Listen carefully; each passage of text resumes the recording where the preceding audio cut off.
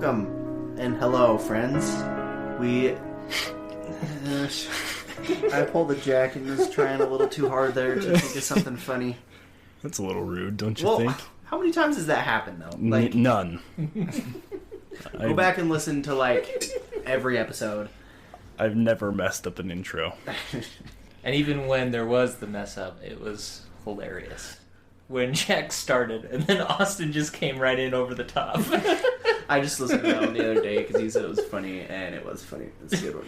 I don't even remember which one you're talking I about. think it was the Bermuda Triangle episode. Is the beginning of that one, or is the beginning of... It was right before the live episode. I don't remember. Anyway, what do we got going on today? Well, we are doing the second part of our Oak Island extravaganza. Extravaganza. Yes, and we have our guest appearance with Ryan here. Welcome, Ryan. My second appearance. Yes, the second appearance. I liked on the last episode that I was here that you called me the ghost. The guest host. Oh, the ghost. I came up with that. That was good. Don't give Austin the credit for something good, because it was... Hey, whoa. All things bad come from Austin. I'm at least 25% of this podcast. I'm the other 25%. The other 50 is now Ryan. Now Ryan. He's only been on the one episode. Ryan, you have carried half the podcast through... Man, how many episodes do we have so far? I think 16? 17 now? Nice. Something like that. Counted the other day. Good job, Ryan. Well, I'm excited because we have Ryan bringing in our drinks today. Oh, yeah, I forgot doing a about that. blind We taste don't even know test. what they are. He won't tell us. Nope. Do we have to close our eyes, or did you, wrap them up? I wrapped them Wow. in America's Cheese? duct tape. Oh. Toilet paper? I would... That is the wrong choice. For coronavirus people dealing in this right now, do not go to duct tape for a replacement to toilet paper. Even if you don't use the sticky side, I wouldn't recommend it. Hey, it might be good to... Oh, they're even really cold. Yeah. Hence, The pail? my awesome bag here. That is a nice Is picnic. that like an insulated... Oh, it is Oh. insulated. Wow. You got any other goodies in there? No. I think we already ate all the other goodies. Well, I still got some Slim Jims. Some beef sticks. If you need a beef stick. This is a really good tape job. Yeah, I was going to say the same thing. It's, perfectly wrapped. It's, satisfying to me. It really is. Good job, Ryan. Well, we know he didn't cover all of it. We do know there's some taurine, ginseng, B vitamins, and guarana. I thought Sounds like it would give a good hint as to what it is. Well, it's not a... Because every single energy drink has that. I was going to say, it's a pretty standard... I thought it was a Monster at first. I did too. But yeah. I'm pretty sure star. Monster puts their logo on all of Yeah, they their... do. Whatever that thing is. Pop. The Pop top. tab. That thing. Ryan, are you drinking too? I don't think you can say tab. I think that's copyrighted by Tab Cola. The Openy tab? The Can't say Openy tab. device. Because you're on a podcast now. You're live out to the world. They could sue you. Tab. Wow. Lawsuit. I do have one. Are we even Mine recording is- right now, Jack? Oh, yeah. I'm not showing you guys, though. It's on my PC. Or on my laptop. Oh, okay. Sorry. That weirded me. So I do have one for myself, but it is not wrapped. So the two of you will try it, Do we have to guess? and you'll guess the flavor, and see if you can guess the brand. The brand. Brand and flavor? I highly doubt that you'll guess the brand. Okay. Well, let's Have try we it heard out. of the brand before? I don't know if Jack has. I know Austin has. Well, I've tried a lot of energy drinks in my day, so... Mm-hmm. So what's the flavor? I don't know if these are going to be like slushy-ish, because I've got ice packs in this bag. Whoa. It's a weird flavor. Starfruit? Guava? Some sort of tropical... Oh, before you guys started drinking, I should have given a warning It's first. a weird aftertaste. I had a friend that drank this. As soon as I say this, Austin's gonna know what this drink is. So I have a friend that had erotic dreams Because he drank this. Solely because of this drink. I think it's an Outlaw brand. It is Outlaw. I've heard of Outlaw. I've only ever had it at Logan Outlet, though. That's the one. The aftertaste is really weird to me. It's like a star fruit kind of tropical fruit. Yeah, it's definitely tropical something. I'm gonna guess tropical starfruit blast. Wow. Is that Starburst? No, I don't know. I just made it up. Pineapple. What do you? I don't know. What do you rate it on your scale? I don't like this one that much. I'd rate it like it's really? 6, I like 5 or it. 6 It's out like of a 10. 7 or maybe even an 8. It's good. That aftertaste to me is like it's really bitter. I don't mind it. It's a strong aftertaste for sure. It is Outlaw. It's passion. Passion. Hence the erotic dreams. Wow. Outlaw, passion, possession. Calvin Klein. We're editing that out. Haven't you guys seen that Family Guy where Everything's Calvin Klein. it's like I don't remember how it happens, but Peter meets this like midget guy at a golf course, and they both one of them's like, "You smell really good. What's that smell?" And then they both get really quiet, and they're like, "What do they say?" It's like love, passion, possession, serenity, Calvin Klein, and it's really funny. Have you seen any of the like super duper French? Yeah, the super duper French.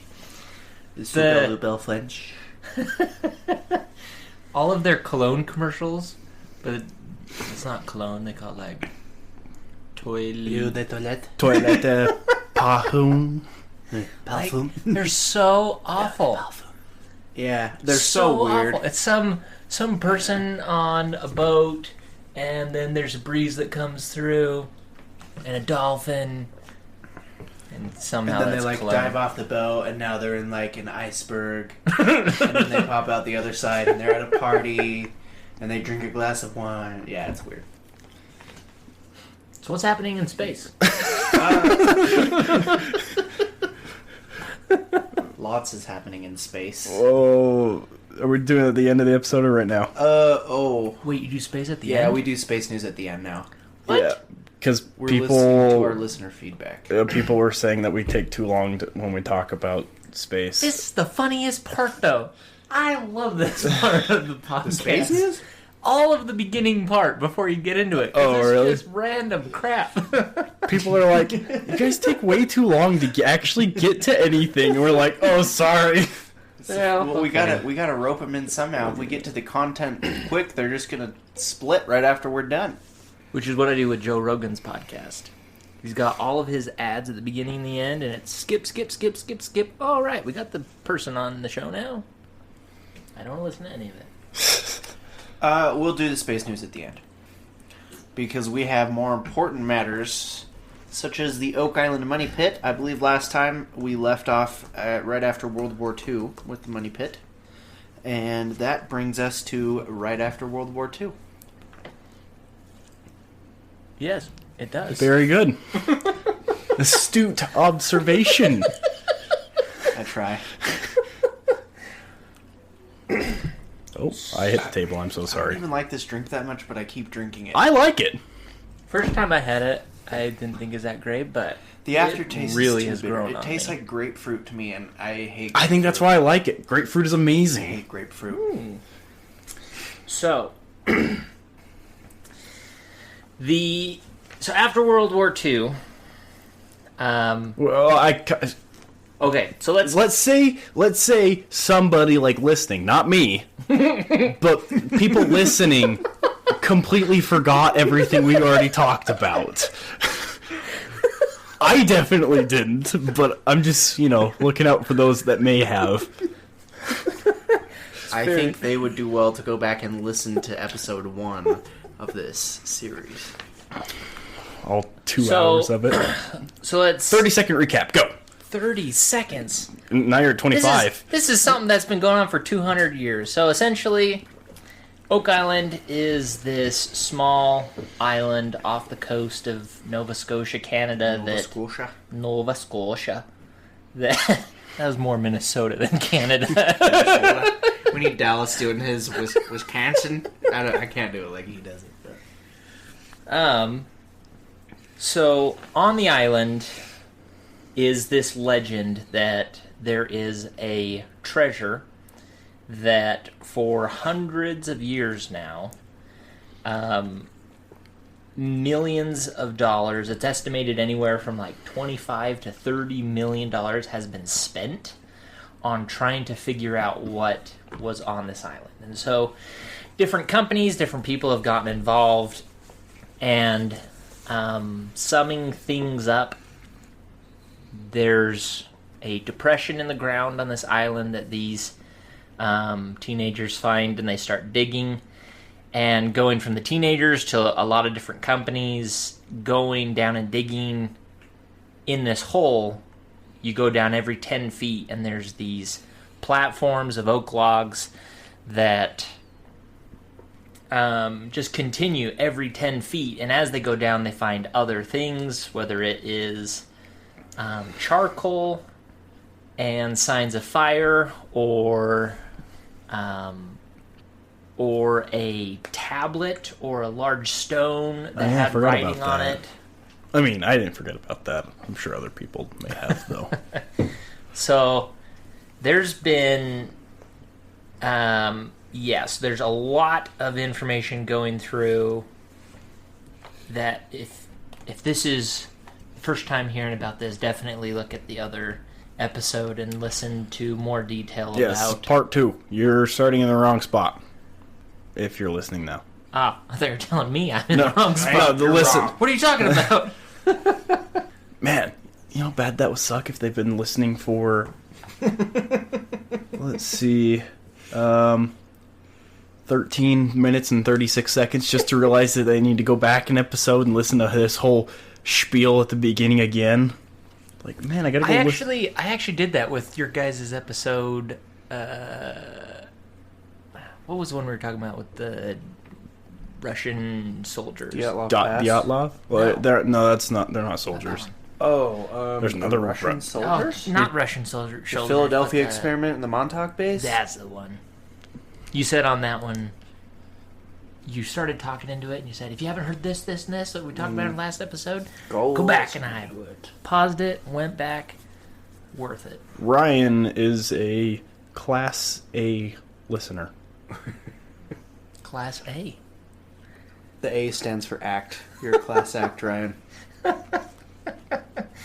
So Austin's a Class B. B stands for... I don't want to know what B stands for. Beautiful. Oh. Bet you didn't see that coming. Anyway. So, we left where the island has gone through a bunch of different companies, a bunch of different people, and they have continued to try and see what is at the bottom of this hole. They've dug dozens of different holes around the island trying to get down, and this shaft, or where this treasure is located, is booby-trapped. There's different... Man, you really did forget. It's been a while. So it's... I plead the fifth. So this treasure has been booby-trapped with flood tunnels, all kinds of different evidence of coconut fibers on the island, or they found different coins on the island. The oak platforms every 10 feet consistently. That tablet thing. We talked about the tablet thing, right? Yeah, the tablet. With the engravings that we're not really sure what it means, and we no longer know where it is now? Is that right? Right. They're still trying to figure out where that is. And so basically where we're at now in this discussion is with World War II, and there's not, in my opinion, there's not too much to mention between World War II and and where we're at now with the Lagina brothers. They're the ones that are currently on the island looking for treasure, and they have their own show on the History Channel. So there's not too much that happens, although it is, I think, interesting to mention a conflict that happened, and I'm forgetting their names. Shoot, I wish that Craig? No. Reginald. Greg is always your go-to name on the, Wait, on have the I last done that episode before? with the pyramids. You're mentioning the different pharaohs and the pharaoh's sons. Oh, And, then you're yeah. like, and the second son, I wish you knew his name. Greg. Oh, yeah. It was Greg. It's always Greg. Well, I was gonna say, I think one big name to throw out there that happened between World War II and now is the Dan Blankenship. Is that his name? That was his name. Blankenship. What the heck is that? He's the guy who has spent over like 50 years of his life on the island, and he is the guy who's spent the most time out of really anyone ever to like try and find the treasure.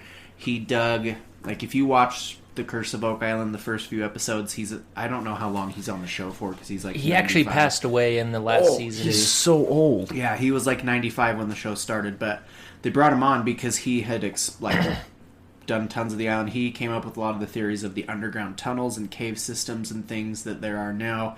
And a lot of the tunnels that they dig in throughout the first season, like, he was the original guy who drilled those, stuck the pipes in them, dug them out, and so they bring him on as kind of like the resident expert of the island to find out. So he didn't it wasn't his show, but he's in the show, right? He's in the show, yeah. They brought him on to help with their exploration, pretty much, and So kind of a funny conflict that happened with Dave Blankenship was, I don't know if he was working with this other person, and I don't remember the other person's name, but Was it perhaps Craig? Dan Blankenship. Shut up, Jack. No, there's actually a guy here there's named Dave. Craig. Is there? Well, there's what's the last name of Craig? Tester. No, Craig Tester. There's a Dan like is their Keddock or something like that. The two Lagina brothers and David Blankenship. That's his son, is David. Oh, he's There's, also old. So it's not someone that is there currently working. Oh, well then, on I there. can't help you there. But there's this feud between Blankenship and this other person over who has access to the island. So the island used to be completely an island, and you'd have to get out there by a boat. And I think it was just before Blankenship that they had created a not a bridge, but a causeway, I guess is the correct term. I don't even know what the causeway is. I'm not educated. They just dumped a bunch of dirt there where Oh. there wasn't dirt before and created a road Nice. going out there Impressive. so that they could get heavy machinery out onto the island and do some really heavy excavation. So in this feud, one person owns certain parts of the island, but then the other person owns that causeway to get to the island. Oh, really? So then the other person actually bought the land on the Canada side of the causeway, so it limits the access to the causeway itself. So it was just this constant back and forth of trying to outdo each other or muscle one person out, and so that's, I think, to me, that's the funniest part of that. But Dave Blankenship did a lot of excavating during that time. And one of the things that he did was... So, on the show, you'll hear a lot about a specific hole, a borehole that was dug called Borehole 10X. So they call it 10X. From what I understand, they were trying to keep track of all these holes, and so they had a grid system, so it was 10 and X. Oh, so like Battleship. The X There you stands go. for extreme. Extreme hole 10. Extreme. I thought it was like 10 and then the Roman numeral 10. It's like so weird. This is 1 I, 2 I, 3 I. 4 IV. No, that's something you put in your arm. The hospital. Oh. What would 4 be then? I think the Roman numerals are IV, so. It'd probably be that. This is a fine merry-go-round you guys are on. We're not getting off yet. Right? We're speeding it up. So, in 10X, what Dave does... Dave? Dave's the son, Dan's the older Dan guy. Blankenship, yes. So Dan gets these two old, have you? So with railroads, you see the normal boxcar, but then you have like the oil tankers, liquid tankers. I don't know what's in them, but he got two of those cylindrical train cars. I know which ones you're talking about. Use that. They're cylindrical. They are Very cylindrical. Use that. In this formation.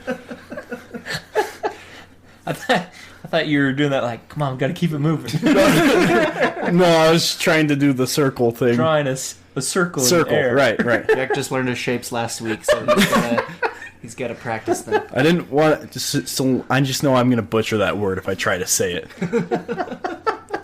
A can.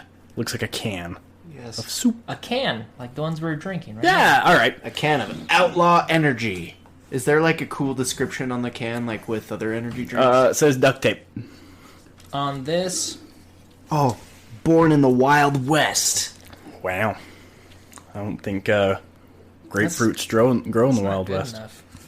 They need a better explanation. Did you guys know that in Guatemala, if you rip the top off of a can, like the Yeah, you told me that. tab off of a can, and get the little metal circle with it too, you give it to a girl in the street in Guatemala, she's got to give you a kiss. Sounds like a good way to transfer AIDS. Or coronavirus. Yeah. Remember to practice your social distancing. Anyway, we are really bad at staying on task today. That's why they call it tangent. Yeah, That's- exactly. Who's See, they? The name itself gives us a free license to talk about whatever we want. It's just like they're never on topic. We're like, No one well, can be yeah. upset with a name like Tangent. Okay, if you're upset right now, it's in the name. We warned you. Okay? Yeah, you're warned every time you click Yes. on us.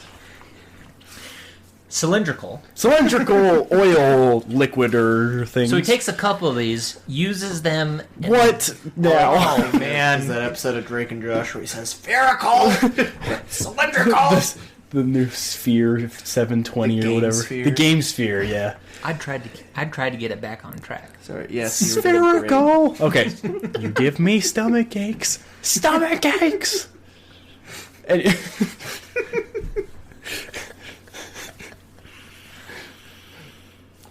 Okay. anything else you'd like to say, Austin? Get it all out. There'll be more, but I just don't know yet. You just keep going. Like that one episode where you just randomly blurted out testicles. No, you said, I have my spectacles. And then I said, do you have your testicles? It's just like, what the? Well, I remember I was sitting there one day, and you just like texted me because you were editing it, and you're just laughing in the text, and you just said testicles on the podcast. I'm like, what the heck? And then you just sent me the clip to it, and I was dying. I kept it in, I think. Yeah, you did. Yeah. Do I need to put an explicit tag on that episode? And now this one. Sorry, Ryan. Cylindrical. I said it right. There you go. So the problem is that all of these different boreholes and wherever they're digging continues to cave in on itself because the bedrock, or I don't know what else you'd call it other than bedrock, that's down below is not made of it's made of pretty porous rock, and it dissolves fairly rapidly. Did they ever find a way? I can't remember if we even talked about this. Are they still filling up, or did those drain holes they made actually succeed? Like once they get below 110 feet or something like that, it starts filling up with water. Well, so as far as on the show, when they start on the show, there's still water in the main hole in 10X that they're digging. Yep. So that's one thing they have to fight against is there's still water. And what Dan Blankenship had done is he had gone in and set, along with these cylindrical tubes, had set these long metal, what were they even for? The big pipes, big pipes that he put down there that were super rusted and corroded, and they had to take those pipes out so that they could get divers down into the hole, basically.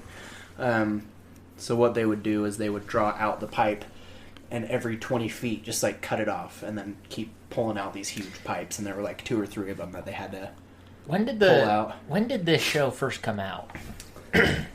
Oh, good question. Because I remember when it first came out, and I knew a little bit about Oak Island, and I got crazy excited. The first episode aired January 5th of 2014. Yeah. Yeah. So that was way early on. Yeah, it was filled up at the beginning, but I don't think at that point they knew to what extent. I don't know if they knew to what extent the flood tunnel system was set up, because they're obviously engineered tunnels to flood this thing if you dug down to a certain depth or hit a certain point. But yeah, when they got there, I mean, pretty much everything they find within the first few episodes is underwater.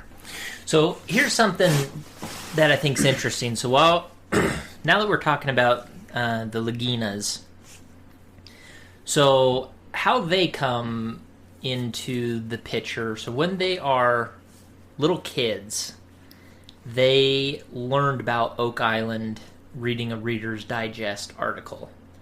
And I forget which one of them, whether it was Rick or Pretty Marty. sure it was Marty.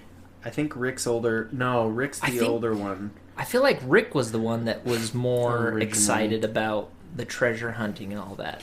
Well, from what I've gleaned, I feel like Rick is more passionate about it, and Marty is more the funding for it because he has more money. Right.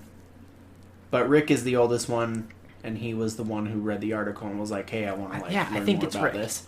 And going along with that, when they were kids, he asked his dad, before his dad died, he's like, "Hey, if we find this treasure, what do you want us to do with it?" And he's like, "Just do something good with it." And so their whole life, they've just tried to find it. And I mean, even before the show started, they spent 10 years researching and going to the island. Obviously they bought 80% of the island.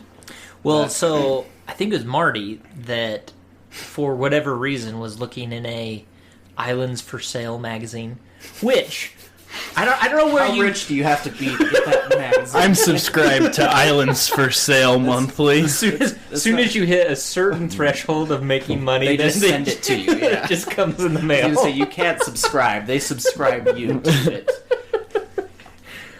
So, but if I saw that magazine, I'd for sure pick it up. That would be super interesting to me. But he's flipping through this magazine and he finds Oak Island. And as kids, they were enthralled by this legend of this treasure. So Marty calls up his brother and is like, "Hey, this is our chance if you want to go after that treasure." So the two of them, I don't know how much of the island that they actually own. I think it's 78%. That's a crazy amount. That's a decent Own the amount. island. Pretty sure. Who sells 78% of an island? Well, and It's I would like to keep 32%, please.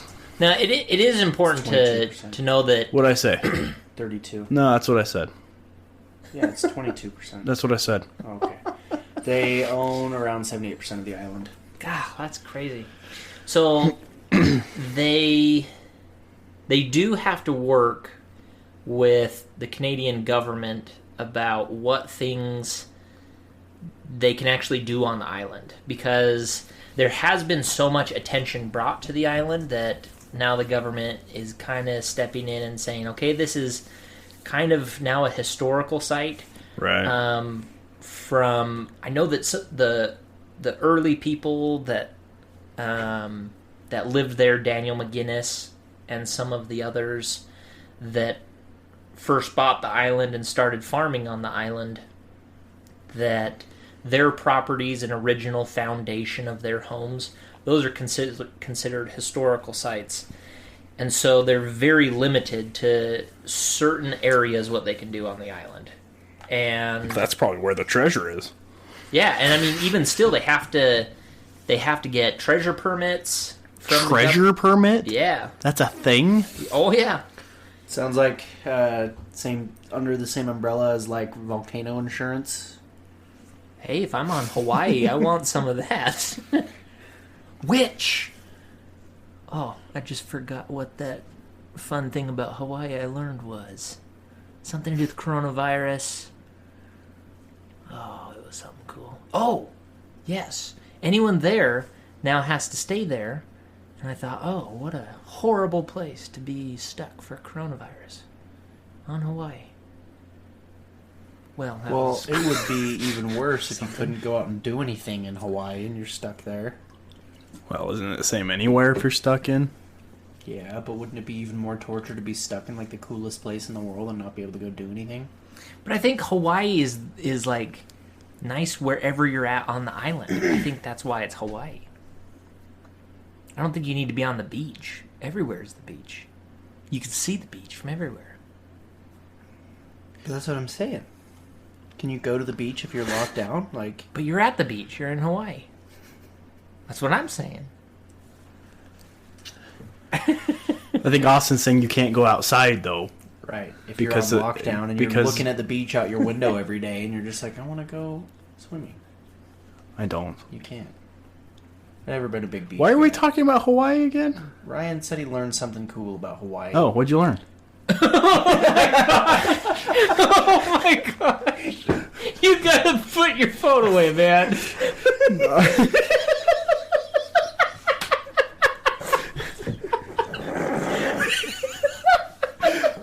Did I miss that part?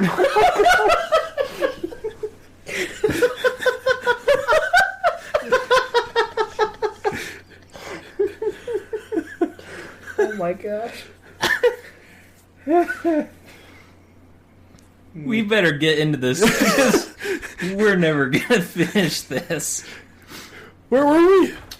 Where were we, Jack? Oh, let's see. Well, let's start with what you remember, and we'll start from there. I think that's a bad idea. The government won't let them dig in certain places. 78% treasure permit. That's right. Wow. I mean, well, yeah. Man. Something about cutting pipes. Cylindrical. Cylindrical. So yes, the Laginas are now primary owners of the island. They still have a lot of things that they need to work around.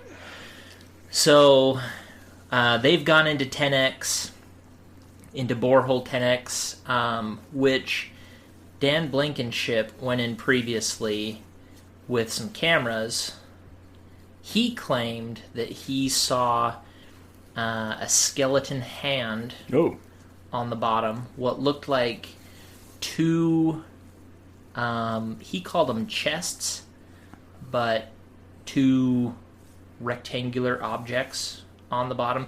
So he goes down into 10X, and it looks like a big, well, I can't really say big because it's super cloudy down there, but he says it's open, Cloud?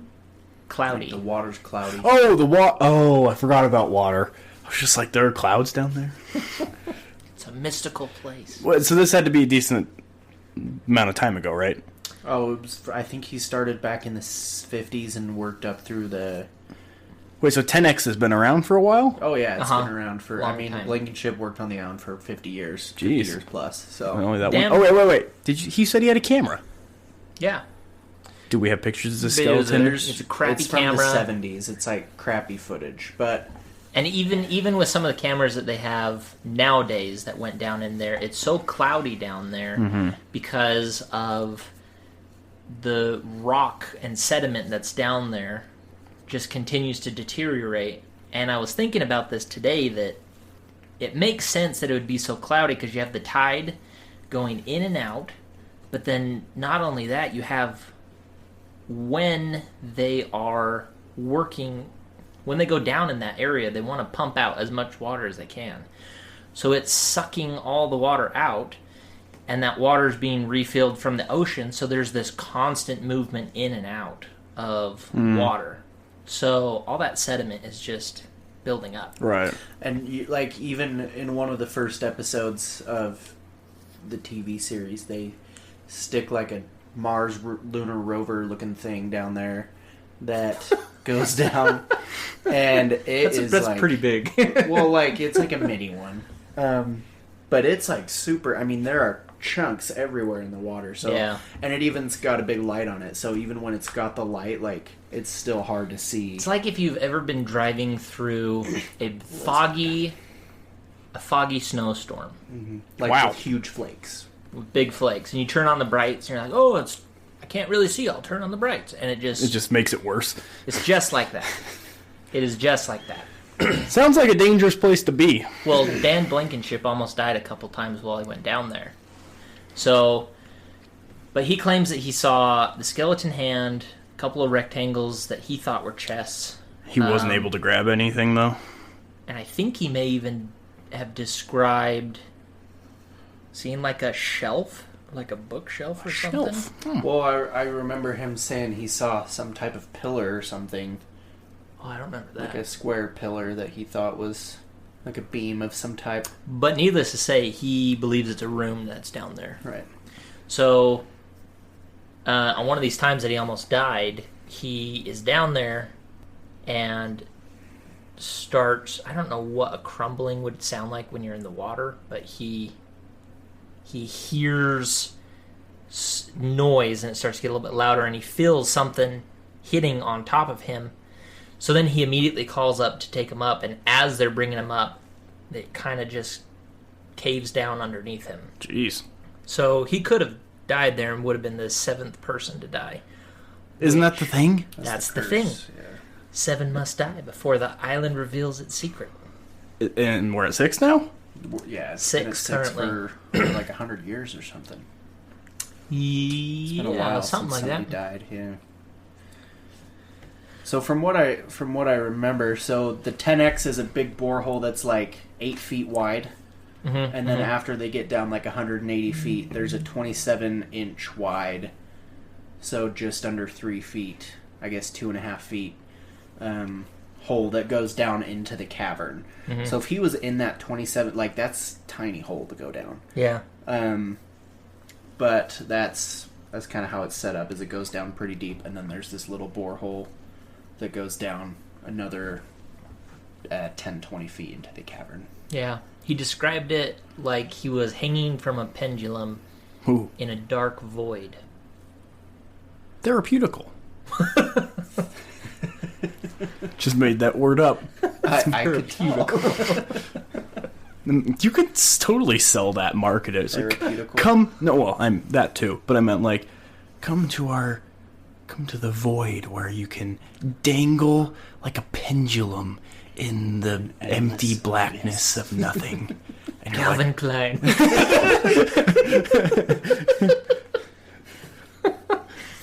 Void, abyss, possession, death. Calvin Klein. Pahoon. Toilet. Toiletta. So, This is a great episode so far. This is the worst episode so far. this is not good. So the Laginas are now in the picture, and so the biggest thing is, why are they still there? Well, why are they there in the first place? And I think it's because as kids, they loved the whole treasure hunt, the romance of treasure hunting, and they are pretty well established. Marty, I think he's into either or. Could be just real estate or also into. He's got a vineyard as well. Oh, Well, that's something I think that's more recent that they've got a really? vineyard. But they've got a vineyard. I think they're into real estate, and they also do drilling. I think for oil. Well, now they even have a tour company as well. They do tours on Oak Island. So needless to say, they're doing fine. but But I was wondering. I'm like, where are they getting the funds for all this? that's them personally. Now, Right. I feel like from watching the show, there's a few times that as I'm watching, I'm noticing, those are a lot of Ford trucks in this TV show. And they pull up to the island and, there's the Ford logo right front and center. So I think that being on the History Channel, being a big Right, being ticket show... which is owned by Disney. History's owned by Disney? Yep, Are you serious? dead serious. Wait, no, is it? Pull Am up I thinking your- of National pull up your things. Geographic? National That Geographic. wouldn't surprise me. I could see them owning National Geographic. A&E about this. Networks owns the History Channel, so... But who owns A&E Networks? It's so weird that, like, these sub-companies own sub-companies, which own sub-companies. A&E It's so Networks weird. is owned by the Walt Disney Company. Oh, what did I tell you? Oh my gosh. This is ridiculous. Business segment of the Walt Disney Company. Maybe you should have a Disney section Guys, of your I show. got it. Maybe the Walt Disney Company is getting people to try and dig in the pit on Oak Island. Everyone that falls in the pit and dies secretly gets transported to be an actor in the It's a Small World ride. Wow, that is And that's terrifying. how Disney is getting their people there. Or they lost Walt Disney's head, and that's what they're looking I was for. going to say, what if Walt He's is down cryogenically frozen at the bottom of the pit. It's like, guys, he fell down. Go get him. So Dan Blankenship was actually saying that when they drilled into the hole, because he drilled that borehole down into the cavern, he said they think they cut the head off of that corpse down there too. He's like, yeah, I think we cut right through the head. Oh, jeez. So Yeah, that's my things with archaeology and treasure hunting and all the like. Is, I mean, yeah, you got to dig, but how do you know where to dig, and how do you know you're not just blasting right through the treasure? How do we know they just haven't drilled right through it already, like 10 years So ago? that's a really good question. I think there's two things to bring up with that. So first of all, they don't know where the money pit is, like we talked about. They last lost time. it, the original one. Because there was so many other... no, they know where the original one is. Now they do. But there have been so many holes dug that when they got onto the island, they didn't know where Oh. the original money pit hole was. There was so much effort put on 10X that Dan Blankenship thought that was going to be that was the treasure that was connected to the thing. But the Laginas sent that camera down there. They couldn't really definitively say if there was anything down there In 10X? in 10X. Okay. So Laginas get on. They don't know where the original money pit is, and so that's one of the things that they're trying to find. I forget the other part of your question. How did they not already drill through the treasure? Yes. So the point is to find the original money pit hole, but then to see what else there is on the island, because there's all of these different theories about different flood tunnels or other potential secret passageways that could lead down to this cavern or this The room, or room whatever. or some other way to get down to the treasure. And so how do they find it?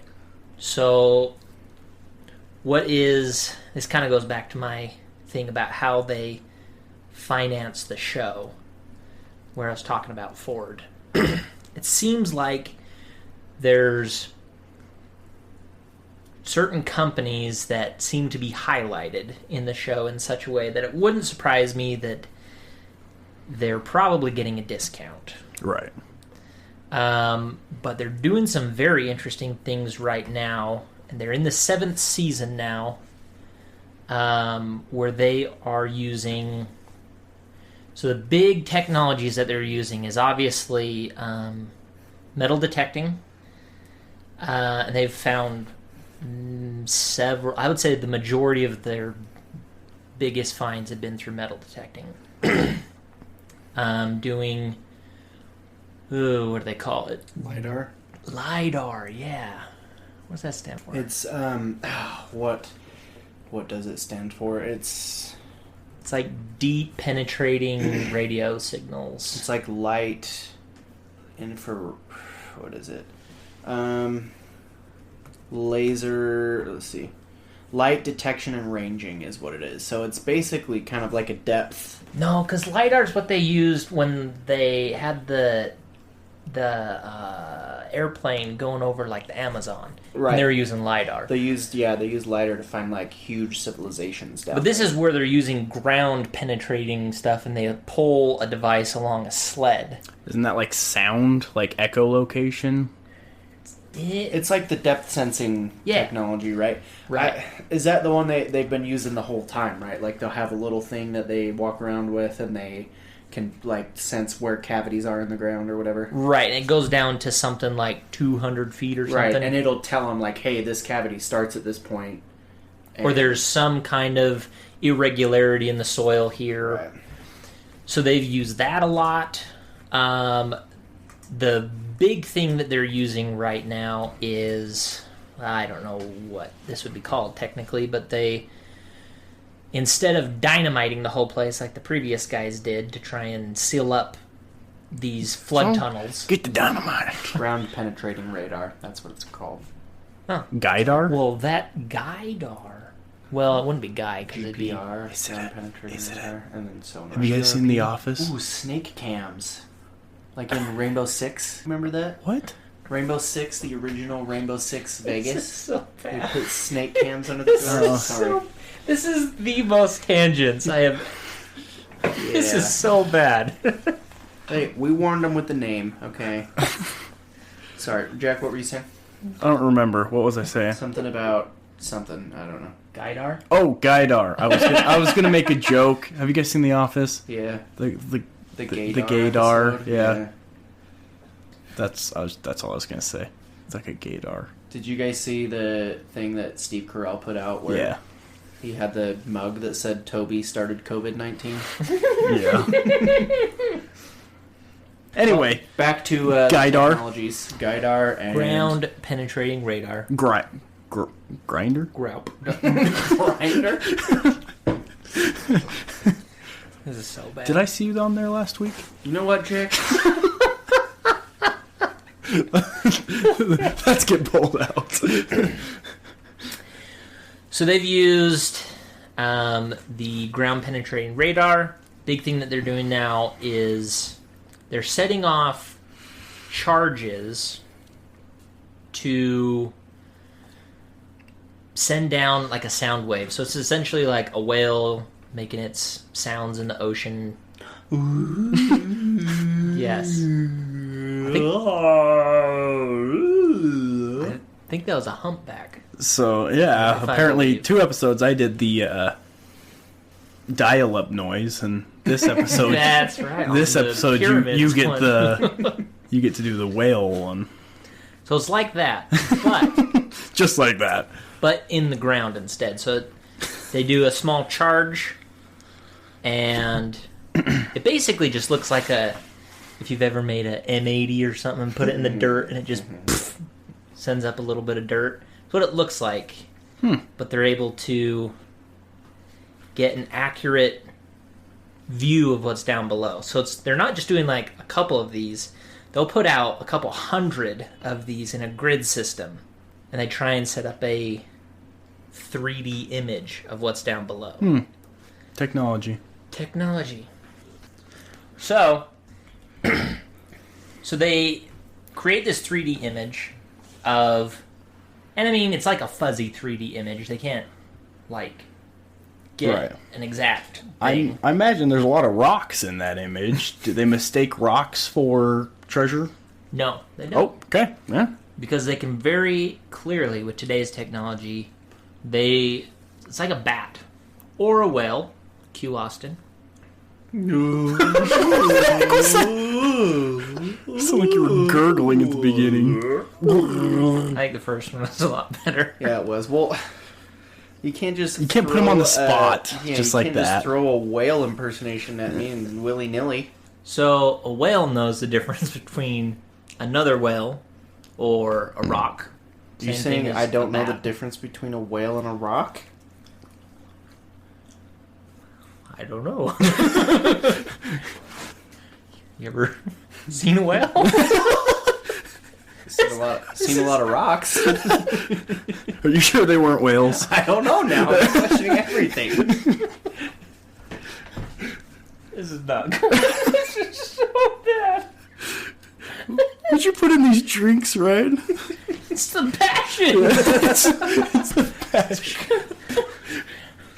So if I dream weird tonight, Our encounter on the next episode will be our erotic dreams that we had. 3D image.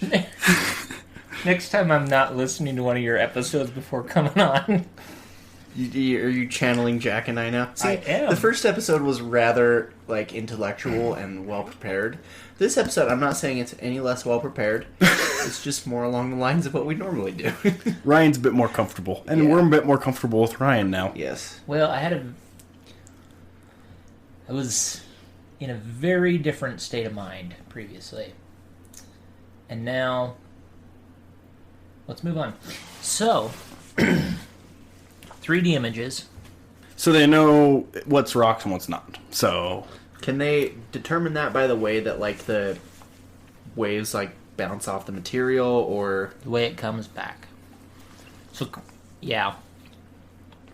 Just like if you are in a soundproof studio, or if you're just in a regular living room, and you can hear the way that things are echoing different than if you're in a bathroom, it just sounds different. right. So in the same way, they know the way that those pressure waves are bouncing off of objects that are down below the soil. They're able to go 300 feet down or something like that with these It's a lot of feet. sensors. So they kind of combine all of these different technologies together.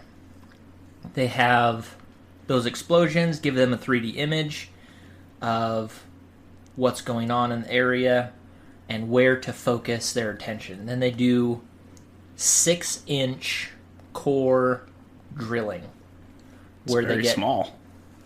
they only need a sample to come up so that they know what's down below. Okay. And because they have this 3D image, they're able to get within 10 feet of where they need to be. So in season 7, they find a lot of the problems that they have is trying to differentiate between original treasure or the hiders of the treasure, their activity, and between searcher activity. And searcher activity would be all of the different companies and people that have been just Right. blowing so up the place, drilling stuff, creating their own shafts. Okay. So they're constantly running into these things like, oh, we just pulled up wood. Well, do we know if it's searcher activity wood, where they just created a shaft trying to get down into the money pit? Or is this actually from the money pit? And so they do this core drilling, and they know... I don't think that they used 10X as the original spot. It was a different hole that they knew that exact location, and they knew that it was one of those tunnels that they had tried to go down and tunnel over to the money pit. Mm-hmm.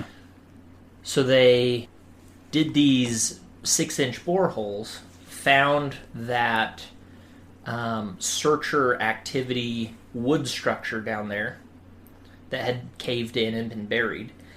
And they bring up these samples and they follow that tunnel that was down there back to, and as they're bringing up those wood samples, they're using what's called dendrochronology. Ooh, that sounds neat. Which is basically just using the rings of a tree. Oh. That you take a cross-section of it. Mm-hmm. And you count how old the tree is. And I'm not totally sure, but they're somehow able to also determine when the tree was cut down as well. Wow. Maybe that has something to do with, like...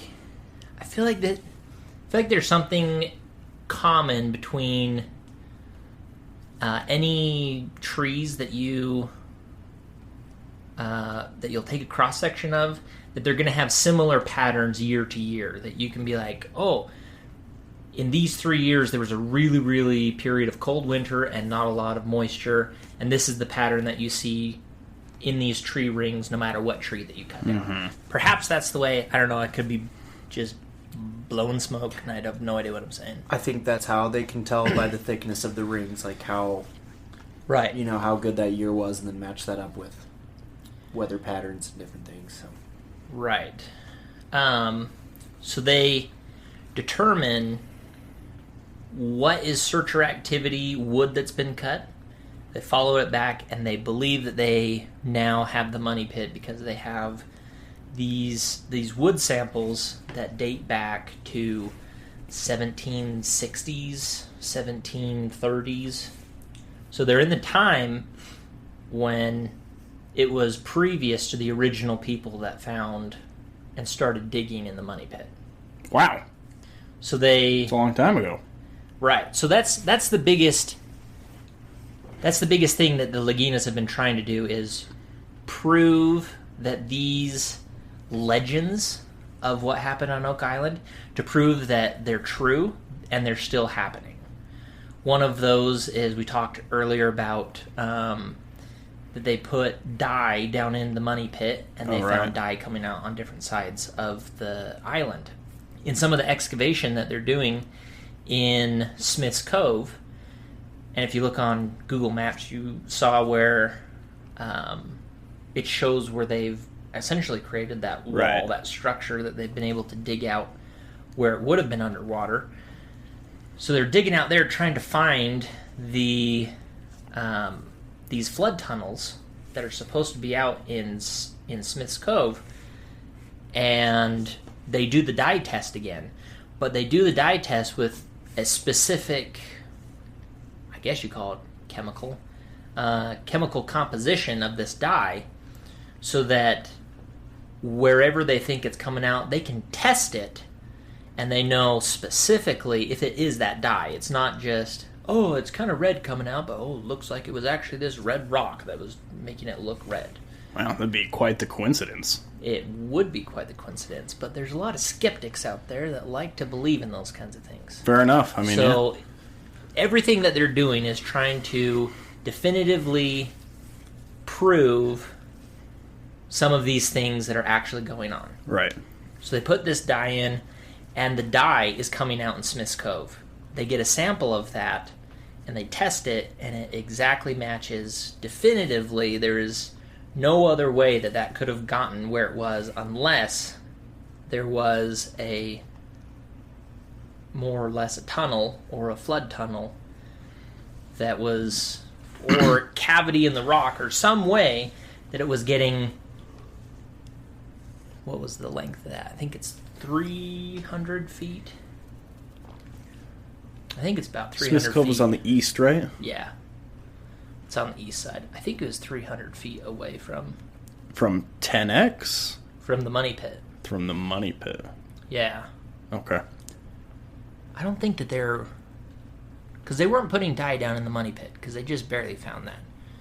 I don't think it was 10X that they were putting that dye down They in. were putting some dye down, and I believe it was 10X. There's one that's just northeast of 10X. It's 20... Is this in one of the recent episodes that you saw? Yeah. So they did that test, and then they did the test again in season 7. And this is where in season 7 that they did the chemical composition test between them. So I'm not sure which borehole. It wasn't the original money pit, but they definitively can show that the dye is traveling through an underground passage and coming out in Smith's Cove. Right. So some of the most important things to now talk about are some of the big things and discoveries that they have found. The Laginas, while they've been there. So, they found... Okay, so this is in another borehole. This is in 8... Borehole sounds like something you'd call, like, a boring teacher. What a borehole. It's true. He's right. So, in borehole H8... Hit and sunk. Hit. Sorry, I couldn't You resist. sunk my battleship. Borehole hate. H8 hate. They pulled out borehole H8 what has been tested as human bones. Ooh. Human bones of 2 different people, Oh. because they did DNA testing. And I mean, they're just bone fragments. Not a whole skeleton. Right. But I mean, this is coming out of a small core sample that they're drilling down, and they're seeing what they pull up. And Right. They pulled up That's these bone samples. nice. So I don't know how they would get down there, but both of these are European Oh. in their DNA testing. European in origin, and the other one is Middle Eastern. So Aliens. aliens, could be aliens. Are they able to tell with testing how old they are? Probably, right? I imagine they'd be able to. I feel like they would be as well. I don't remember. I think that. Look it up, Austin. What was that? There's nothing. Was that a blue whale that I heard? Sperm. Oh, a sperm whale. That was. Those are the only 3 types of whales I know. Did you? I learned that there's something called a false killer whale. Ooh. It's like a little What? bit smaller than a killer whale and looks like a killer whale, but is not. It's a false killer whale. Yeah. Never knew. Yeah. Till now. You don't see that in any other species. Like A false human? Any human that's a little bit smaller than me, but I believe looks that's like me. racism. It's like, false human. False chihuahua. It's like, watch out for that chihuahua. Oh, it's not a chihuahua. Don't worry. Chihuahuas are already smaller than every other dog, though. So about the dating of bone fragments, is that what you're asking? Mm-hmm. So they use radiocarbon dating. Let's see. Is it Wiener Elementary again? Did you hear that on No. the pyramids one? I was like looking at this website, this like intellectual website for some resources I had found, and there was a link to wienerelementary.com. I'm pretty sure it was Weiner, but it was spelled like Wiener Elementary. We were dying for like 30 straight seconds. Oh, there's a Curse of Oak Island Lego set. That's Wow. neat. Dude, Um, that was cool looking. It says radiocarbon dating can't be trusted. Anyone who watches the show knows the only accurate way to date something is to sniff it like a fine wine, which is true. They do sniff a lot of stuff on that show. Well, they Weird. sniff the wood fragments because apparently you can tell by the smell if the wood is fresh or if it's like super old. And so some of the stuff that they sniff, they can tell right off the bat. Not how old it is, but be like, this is super old. It stinks like it's rotten, or this still smells like pine, so it's new. Like whatever, you know. Eh. But as for radio dating the bone, I know that carbon dating and stuff in general can be a little iffy because it's possible that carbon can decay, or like the decay process can be altered by the environment you're in, and things like that. Just different things can cause that to vary. So who knows how accurate bone dating is? I mean, obviously it's the best we have, but I don't know. Another item that they found. You with us, Jack? Yeah, sorry, I Oh, was okay. reading on the bone. Sorry. Oh, okay. Last time we lost you. Yeah, you did lose me last time, Mario. So, another very significant item that they found through metal detecting was a cross, Okay. an iron cross that they dated. And it really, iron cross, lead cross, iron and lead. They're the same thing. I don't know if you can call them the same thing, but they're very Graphite cross. Oh, a nanotube cross. Ooh. Anywho,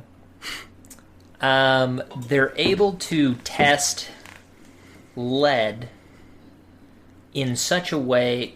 Lead is interesting because of the different things that go into make lead, and depending on where you're at in the world, it's gonna have a different composition of things going into the lead. So what's very interesting with lead is not only are they able to determine how old the lead is, they're able to pinpoint pretty close to which region on Earth that it came from. Very cool. So they found this cross and found it in Smith's Cove that if you look at it, you can see that at the bottom of the cross looks like it's carved two feet, two legs. Weird. Like it has legs. The cross has legs. So it's essentially a crucifix with someone on the cross. Oh. You put two and two together. This is Jesus on the cross. Not have. So where this is significant is in a lot of the theories of what is going on in Oak Island is that whatever is on the island was put there by the Knights Templar, Ooh.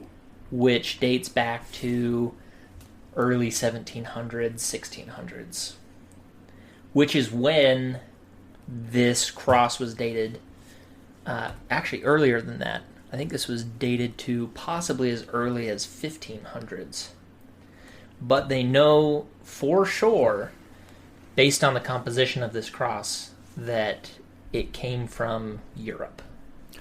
So we talking like the Holy Grail level stuff? That's one of the theories, is that the Knights Templar, after going through their crusade of gathering all of the holy relics in the old world, that as the Knights Templar was losing its standing in the world, that they knew that these relics were going to be taken by someone else, and so in order to keep them in the right hands, or merely just to keep them out of the wrong hands, they needed to put it somewhere. And so there are journals of people having connections to the Knights Templar, including specifically, I forget his name.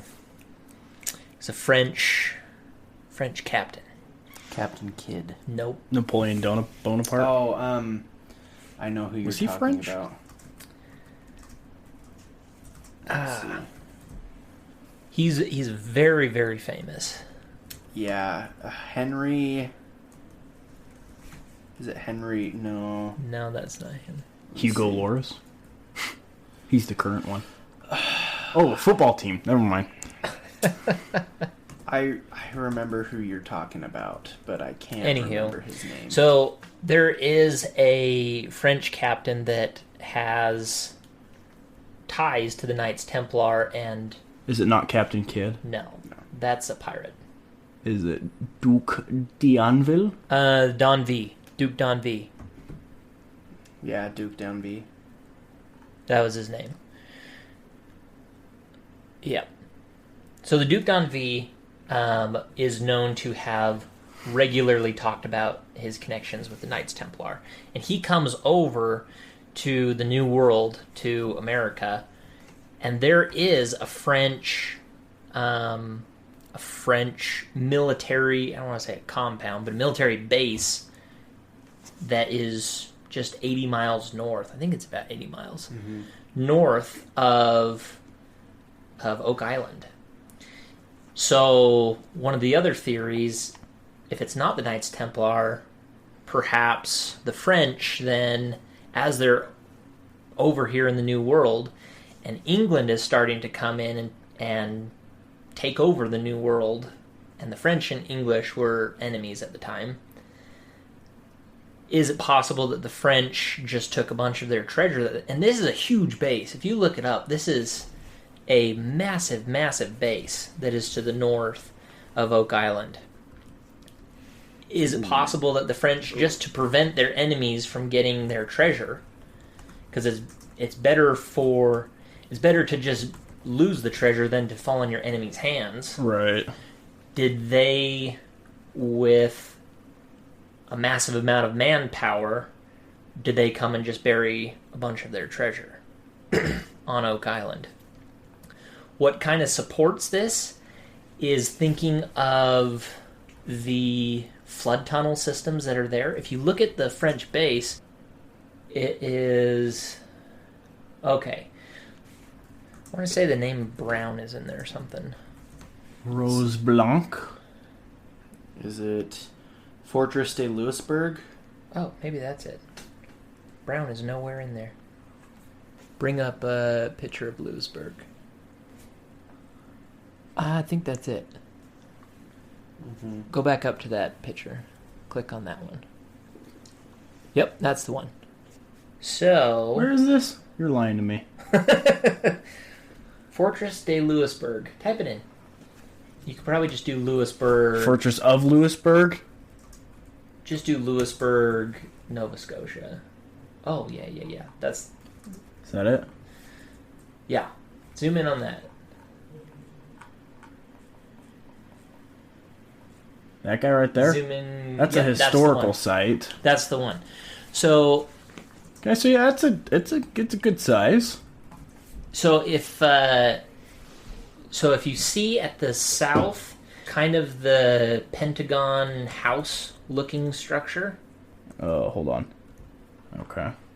Just trying to get a Pentagon. Go south. South. A little bit more. More. Right there. That huge Oh, this thing? Yeah. Okay, what is this? It's So like a baseball diamond that got fat. the big gray rectangle, that is one big long military building, and then the rest of that house looking shape is all a big wall. So that's a big courtyard that you're looking at. Okay. So where that house kind of comes to a peak, there are, I don't want to say flood tunnels, but there are tunnels, sewage tunnels, that come off of there in the shape of a cross. And they have... Really? If you look at some of the historical pictures with this military site, these are very sophisticated tunnels. And this would all be below sea level, because they are right up next to the water, and they are digging down in a swamp area. And where that cross comes out from those tunnels is right in swampland area.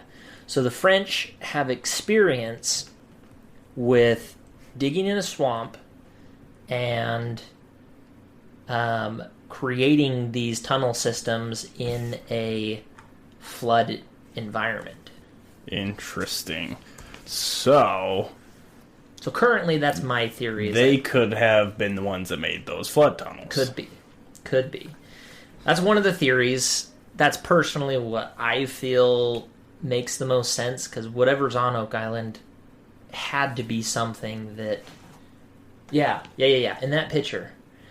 This one or one before? That one right there. You can see that there's a cross at the top of that. And that is... yeah. Okay. They have pictures of the tunnels that are in that area. You might need to put these pictures on SochMead when we post about it.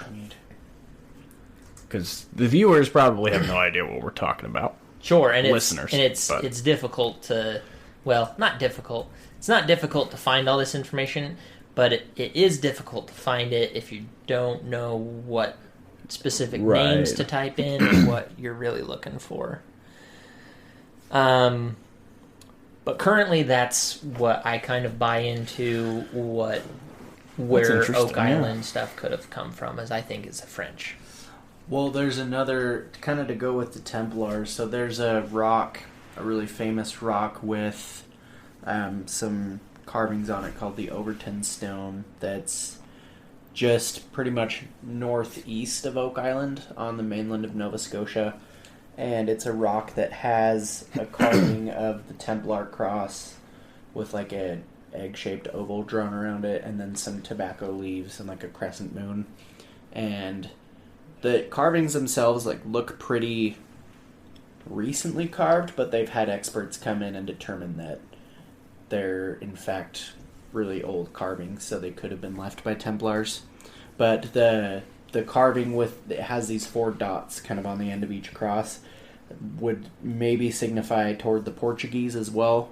Templars of Portuguese origin. So Didn't that's know that. something else that could tie the area to Templar people, which is really interesting. But yeah. So Templars is a theory of how this came to be. Mm-hmm. And as you watch the history show, the History Channel Curse of Oak Island show, it gets being on national television brings out all kinds of people out of the woodwork, I think. Coming up with all of these different theories of how things connect. And so some of the thoughts is that it could be the original works and writings of Shakespeare. I don't know why on earth. See, in my mind, that's not even that valuable. Yeah, it just doesn't make sense. Why would it be something to dig down hundreds of feet to either preserve or hide? Wasn't Shakespeare like not even a real person or something like that? That's a thought, that a theory that either Shakespeare, if he was a real person, they don't know his identity, or the other thought is that it could be Francis Bacon. Bacon. Like Kevin Bacon. Yes. I believe he's related to Francis Bacon. No. So Francis Bacon was in Footloose, is what you're telling me. Footloose is Shakespeare, Illuminati confirmed. QAnon.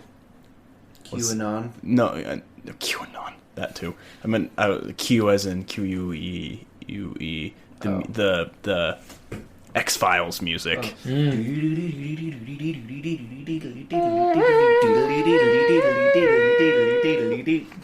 Thank you. I was thinking about just, putting that in later, but that saves me some time. This is as good as whatever you're going to find. It's got a high-quality soundboard right here. Our band, Cherry Soda. Yes. So the way that you read into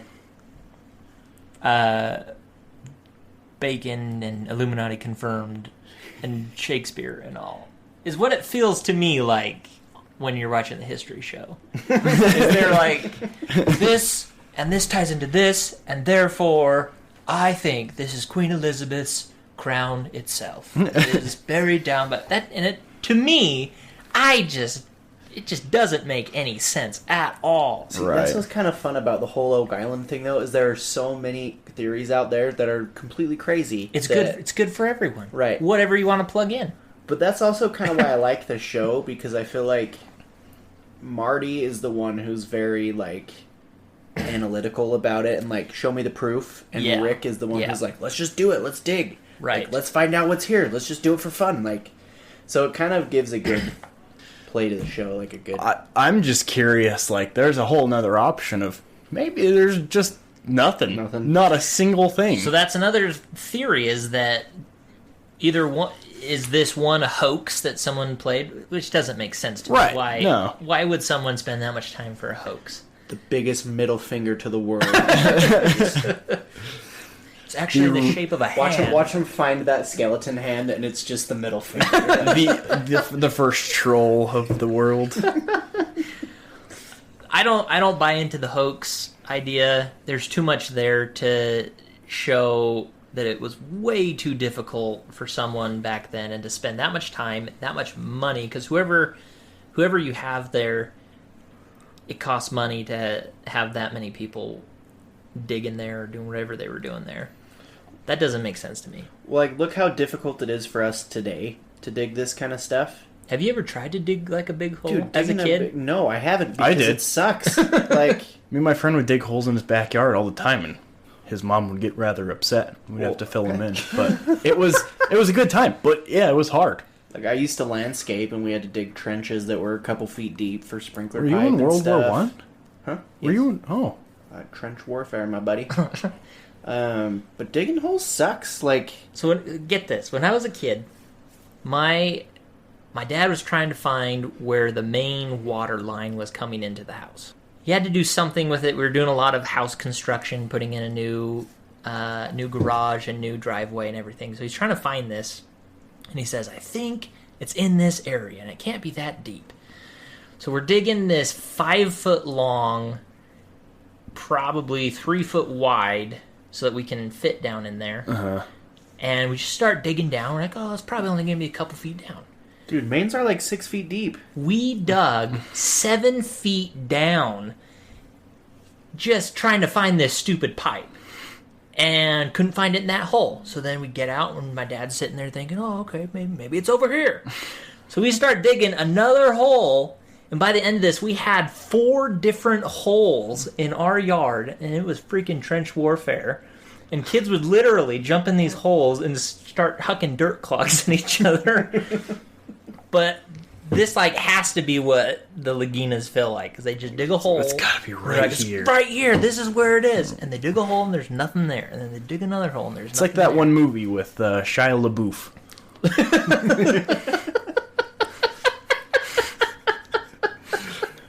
I believe it was called Holes. Was that it? No, there were some of those in that though. LaBeouf. That's awful. That's so bad. It's LaBeouf. I love all the memes where it's just like you're stuck Maybe it is in a LaBeouf. dark home, like in a dark room. All the lights are off. There's a faint glow, and in the corner you see him, Shia LaBeouf. I've never seen those. Have you seen Actual Cannibal? No. You never seen Actual Cannibal? Oh, we gotta show you that after. It's amazing. I guess my point is though is like with all the issues that the Laginas have, digging in holes that have already been dug Yeah. and like are already there, and they still have so many issues. Like doing all that and engineering in ancient days, like, well, not necessarily ancient days, but hundreds of years ago, would have sucked. Like, they Speaking didn't of have engineering of hundreds of years ago, go check out the pyramid episode. backhoes. Yes. Pyramids. Too. Anyway, yes, no, it would have been like so much work. And I mean, how many people are working on that show? Probably like Oh, there's... tens, Well, 30. are you something, I saying don't like know. just working directly with Laginas, or are you saying How many people that are they have digging also holes and hired- stuff like that? I don't know. What I'm saying is probably there's a lot more people working on it now than there was whoever originated the money pit. There's probably not that many people that did it, so I don't know though, because if it is at all as sophisticated as that French fort that's north of Oak Island, could have taken a lot of people. I think it's dozens and I guess that's dozens fair. of people. I guess I was just thinking it was just like a pirate crew kind of thing, but But even there, some pirate ships had 300 people on them. wow, that seems like a safety hazard. They're breaking some kind of fire code. Right? There were some massive ships that required. I didn't hear ships. I didn't either. Indoor It's all that plumbing. scurvy. Indoor plumbing. Well, like, I mean, there are Heart lots attack. of theories. So Dan Blankenship is one of the first to, like, he was one of the first to theorize of all these underground tunnels and caverns connected together, like a huge maze of complicated tunnels underground. And if that's true, like, I don't think a couple of guys or a small pirate crew could have Yeah, done that that's a good themselves, point. You know? One of the leading theories is that they had a bunch of slaves that did it. Yeah. And Blankenship was even saying that when they dug, and he thinks they went through that guy's head, they actually brought up, like, bits of chain. And so they were thinking that would have been a slave, like, chained to a post down there, and he died down there. And, like, you know, their slave labor was free at the time, so... Guess you're right. That's technically true. So, like, that's not that far-fetched of a theory, I don't think that they had a bunch of slaves, you know, come in and dig all these underground tunnels and do it for them. And But then it has to be some large organization that's able to have that many slaves, I would think. yeah. Well, I mean, didn't pirates take slaves, though, too? When they would conquer people, they would... Sure, but I think even some pirates had what do you call it, an armada? They'd have like 5 different ships sailing along with them. Yeah. So I guess that's that's a fleet. fleet, that's what we're going for. Yeah. What does an armada mean? I'm pretty sure it's Hey like Google, the what does same armada mean? Here's the definition of armada: a fleet of warships. Bam! Wow. So, what's the point of? Okay, so a fleet is just I don't know. fleet is just regular ships, but when you say armada, it then becomes warships. Needless to say, it took a lot of people, in my opinion, to do whatever they did on Oak Island. I will say this. I believe armada is technically referring to Spanish fleets. What? Who? Why? Armada is a Spanish word. You're a Spanish It word. means like it means like heavily armored, pretty much. So, I believe that armada refers to Spanish fleets of like heavily armored warships. I'm gonna corroborate that right now. I Are you never sure? expect the Spanish Sure? Inquisition. Maybe isn't something like Armada Guadalupe. Our sisters, ladies, Guadalupe of the mountains. A Spanish naval invasion force. So it Yep. wasn't. Well, actually, that's also another theory, is that it could be.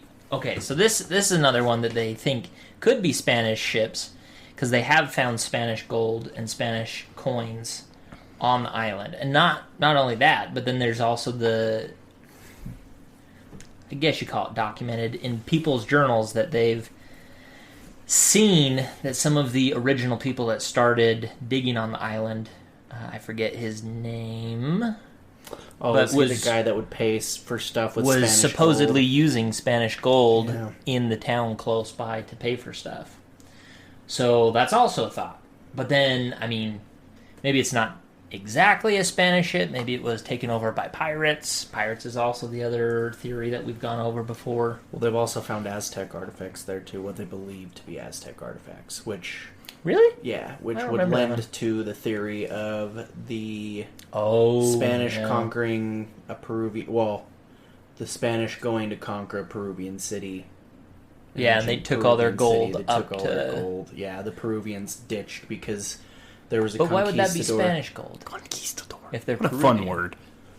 I don't know. Why would they have Spanish Maybe they gold? conquered the. Well, so here's what happened. So there's this theory that one of the conquistadors, I don't remember who, went to an ancient Peruvian city that was supposedly super rich, and he was like, took a bunch of guys on shore, and he left a bunch of guys there, and he's like, hey, chill with my friends for a little bit. I'm gonna go home for a little bit, and then come back with some more friends. But his plan was to just go home and get a huge army to wipe out this city. So then, like 5 years or I think it was 2 years later, he comes back, and the city's completely ditched. All his friends that he left there are gone. So I'm assuming that maybe they had some gold with them and took it up there. I don't know, but that's one of the theories, is that there were some Native Americans that came down from the area, Mayans, Aztecs, Incas, whatever they would have been. But Man, I've directly seen Aztec artifacts, supposed Aztec artifacts, found on Oak Island. Do you remember what those? Yeah, what those artifacts were? Let's see. I don't know. Because I don't remember this at all, other than that thought of maybe not necessarily that it was El Dorado, but the Aztecs took all their gold and they hid it up there. Which that just doesn't make sense to me. Why would you go that far? I feel like Maple syrup. maple syrup. Nobody does it like the Canadians. Or so I've been told. So have you ever gotten the maple syrup that's like in the Canada in the maple glass jar? No, I got Great Value glass jar syrup, and it's not good. I'll tell you that. So I don't remember who I was talking to, but they said they're up in Canada, and they can get that maple syrup for like $1. What? Crazy dirt cheap. I saw that in Walmart. It was like $8. I know. Maple syrup is crazy expensive. But it's so good. Yeah. Yeah, that's true. That's pretty good. Anything yet, Austin? I forgot Austin what was Buying Austin some looking time at? for you. He's looking up Aztec artifacts. Oh, right. Well, while he's looking for that, one of the other big things that, one of the other things that they found on the island that is very interesting is what is currently titled Nolan's Cross. And the reason they call it Nolan's Cross is because Frederick Nolan... Oh, Nolan was the name of the guy! Whoa, It jeez. So sorry. It was Dan Blankenship and Fred Nolan that were in the fight. That was like 2 hours ago, man. Yes, I know it was. It was forever ago. But we're there now. We got it. It's Nolan. So Nolan found that there is this cross on the island that The same cross? are these huge, different... It's not a lead cross, but it is laid out in boulders. There's these massive boulders that are roughly 10 tons. Wow. Huge boulders. That's a big that boulder. have- in the boulder has like a drilled hole that someone might use for surveying. Okay. So back in the day, what they used to do whenever they were surveying is you want to have something that's going to stay there. Nothing's going to move it from its place, so that you can have an accurate line so that you can do your surveying. Right. So these massive boulders have these holes in them that when you line up how they survey, I guess, when you're lining them up, they make a perfect cross. And not just a What? cross like in an X, but like as in a crucifix. Yeah. And so, I mean, it lines up so exactly that you can't look at those and say, oh, this is just a natural thing. Can you look that up? Yeah. Just look up Nolan's Cross, Oak Island. I type in Nolan, it comes up with Nolan's Cross. Because Google's listening, man. Google is listening. Also, I've searched All the Oak time. Island things like 30 times in the last hour, so... Yeah. That's a good point. Why is it showing me like an aerial view of a dirt path? So there you go. That's a pretty good picture. So it shows you where those boulders are laid out, and it so perfectly matches. And on the cross where your arms would be if you were crucified on that cross, Right. those boulders on those arms are the exact distance from the center of that line of those boulders.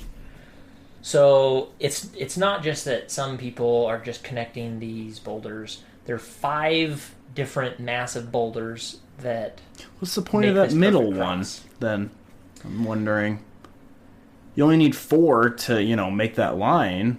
So what's interesting is Fred Nolan, where the cross intersects, he dug at the bottom of there and found another huge, massive boulder exactly in the middle of that cross that supposedly had some writing on the boulder. Wait, this middle one, right?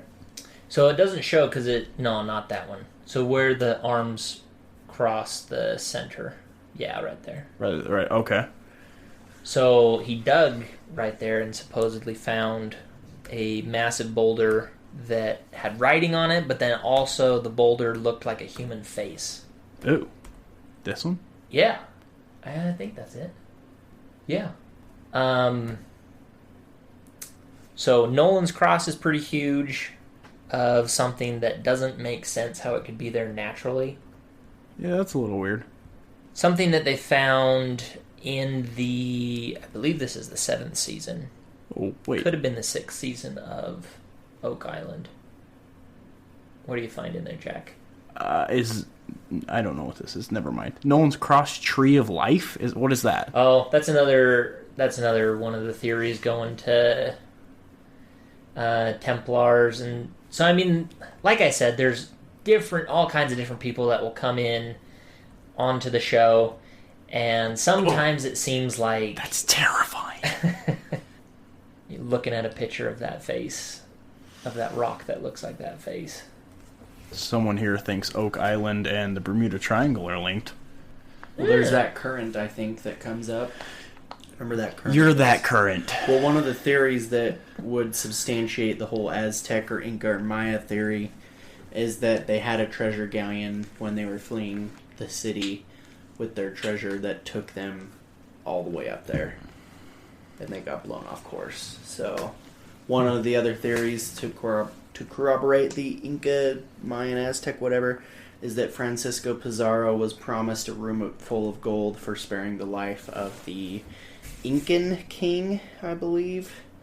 King. They had kings in Inca, Yes. Inca land? King, The Emperor. Inca king Atahualpa. And so Francisco Pizarro was promised a room full of gold, and they think that they could have created the Oak Island Money Pit as his room of gold. Or that the Spaniards looted all the gold from the Native Americans and took it up there to bury it. Or that the Incas just went up there themselves and did it. I can't find my mouse. So, Oh, as I for found it. artifacts, I can't remember where I saw that they'd found artifacts there from that, but Okay. yeah. We are at an hour 40. Do we want to keep going? Or, do we still have stuff for a third episode? Oh, we got tons of stuff for third episode. You think so? I feel like I'm wrapping this Yeah, up. we're don't- talking about theories right now. I don't think I've got too much more to. I think we to could say. go into all the theories of why it was built. I mean, on the third episode. Yeah, we could go into all those, but some of them are just like that would be fun though to Nah, go I into the don't crazy know. ones. That's what Tangent's about, man. I don't know. Okay. So this goes to how I feel about the History Channel's show on Oak Island in general. Is that it seems like there's a lot of it that just feels like they're just filling time. And it gets real annoying. That's a because- problem with big TV network. Oh, constantly. if it was a private documentary, then it would be good, but... And I mean, okay, so each episode is roughly 30 minutes. Uh-huh. And you could honestly cut out 80 to 90% of the episode. Jeez. Once you've seen the first couple seasons, which give you a pretty good history of Oak Island, after that, you can cut out the majority of each episode and be like, yeah, I know this, and oh, they found that, okay. And there's a lot of the cliffhanger cutscene kind of things that they do, where as they're digging pulling up one of these boreholes and they find some wood, and they go, oh, wow, I think this is a pretty old piece of wood, and then you get the narrator come in, an old piece of wood. Could this be connected to Nolan's Cross? Could this be connected to this? Or could it be connected to this? And what's going on here? And it's just constantly that's going on. And it gets, in my opinion, real annoying really quick. Granted, I am so invested in trying to find out what is on Oak Island and why it's there. But They're kind of they're definitely filling time. Right. But I fully support them being there, because at this point, to me, I feel like whatever happened on Oak Island is now historical. It seems to me that there's enough information, enough items that they have found that, and we haven't even gone through all the significant items yet. But there's enough history there of items that they found that didn't just wash up there on the shore, that they're finding that there has been major human intervention on the island. Right. That at this point it's historical and would rewrite a lot of, maybe not a lot, maybe a lot, I don't know, would rewrite some of the stories that historians have for the early Americas. One of the big things, at least that's really fascinating to me, is that Oak Island, they believe, is actually two islands. That the west side, bedrock and rock sediment, is made up of different stuff than the east side. And it's not just that there's gradually this change between the two sediments, it's that they're very distinct, different compositions of rock, of what these islands are made from. And then in the middle of the island, you see that there is a big swamp area. And the thought is that it's possible, this is using their technology that they're using now with the ground-penetrating radar, the explosions trying to get that deep sonar, I'll just call it sonar, getting that ground sonar of what's deep in the earth. They think that there could be a ship that was purposely sunk, and you think, oh, why would they purposely sink a ship? Captain Kidd, the pirate, purposely sunk a couple of his ships down in the Caribbean because the ship was compromised. I mean, this is like Grand Theft Auto, and the cops know what color your car is, what make and model, and they're coming after you. Right. Is the exact same thing. They know exactly what ship that Captain Kidd had, and he couldn't use it anymore, because as soon as someone found him, then they're just going to blow it out of the water. Right. So he just sunk it and took his treasure with him. So as they're doing this ground-penetrating radar, they're seeing this large shape that's roughly about the size of a large ship that could have been sunk. And so one of the theories is if you have these two islands and this swamp in the middle, maybe they connected the two islands, flooded that swamp middle, and sank that ship there. So they had one of the local universities come in, and the professor there, I don't know his name, was doing some core samples in the swamp. And he was extremely surprised at the composition of the swamp, and based on everything that he looked at, he said the swamp isn't any older than the 1600s. Interesting. And that's at the oldest. And it, according to him, definitely looks like it was man-made. And I mean, this is a guy that is just, I mean, it was a really interesting episode because he's out there with several of the other students, I guess they're doctorate students, I don't know. But they're helping him going around in this boat taking these swamp samples, and comes back and tells the guys, at least according to everything that he understands about, which, I mean, you're not I don't want to say geology professor, I don't know what specifically his study is, but swampology. You don't become a swampologist unless you know a lot about swamps. More than the average man. So it's very convincing to him that these are two separate islands that has a man-made swamp in the middle with possibly something underneath that swamp. Interesting. Have they tried to go into the swamp at all? Because I know there's lots of theories that say the treasure's in there. Have they tried to do that at all, or? So that's another thought, is that there could be some people think that there's a passageway, a back door to the money pit, to this treasure vault that goes through the swamp. And where they're at currently in Season 7 is draining the swamp, and they had to get all kinds of permits in order to drain the swamp. And they found a stone pathway Oh. that was very methodically laid out in a flat pattern. Right. I mean, Cobblestone path kind of look. yeah, and so they have a geologist on the island that's just frequently there working with them.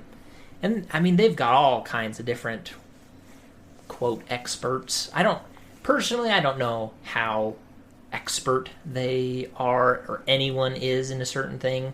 I kind of get annoyed when anyone just calls someone an expert.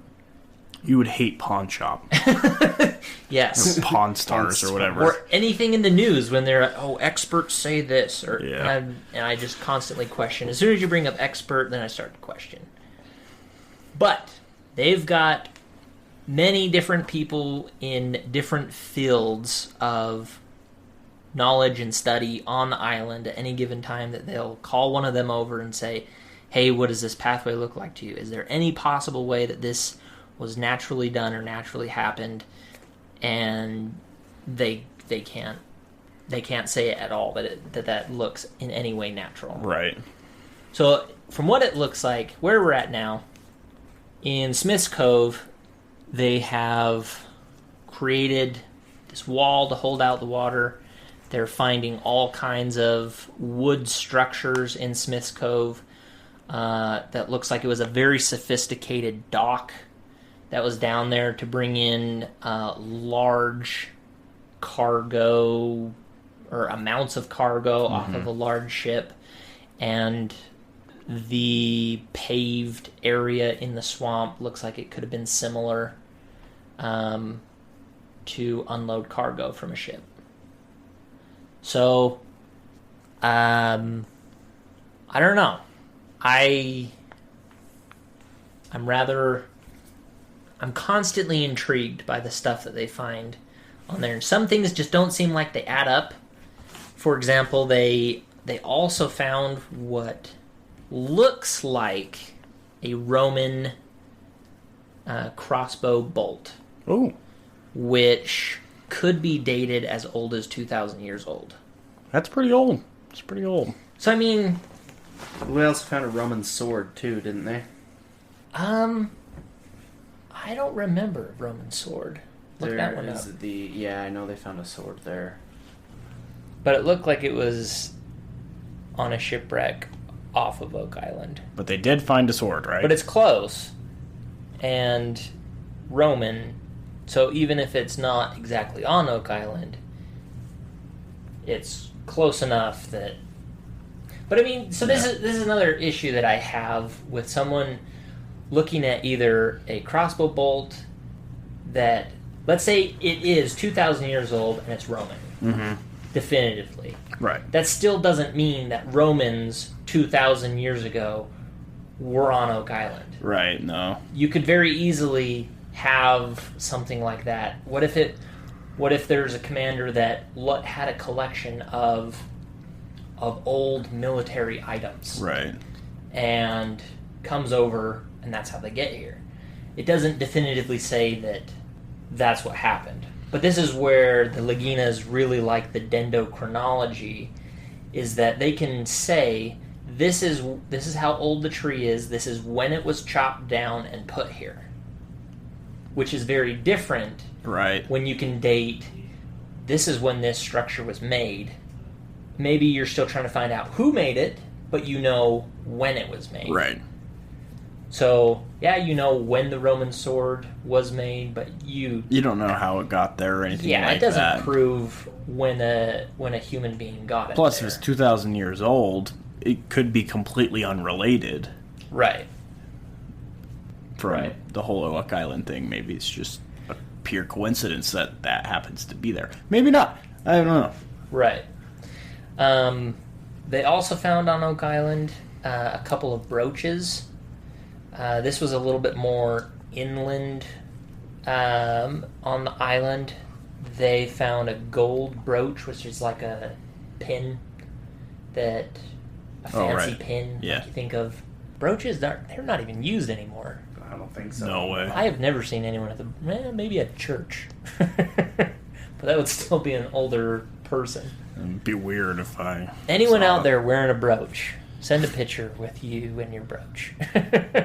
And tell us about Delaware. Yeah. We still need Delaware stuff.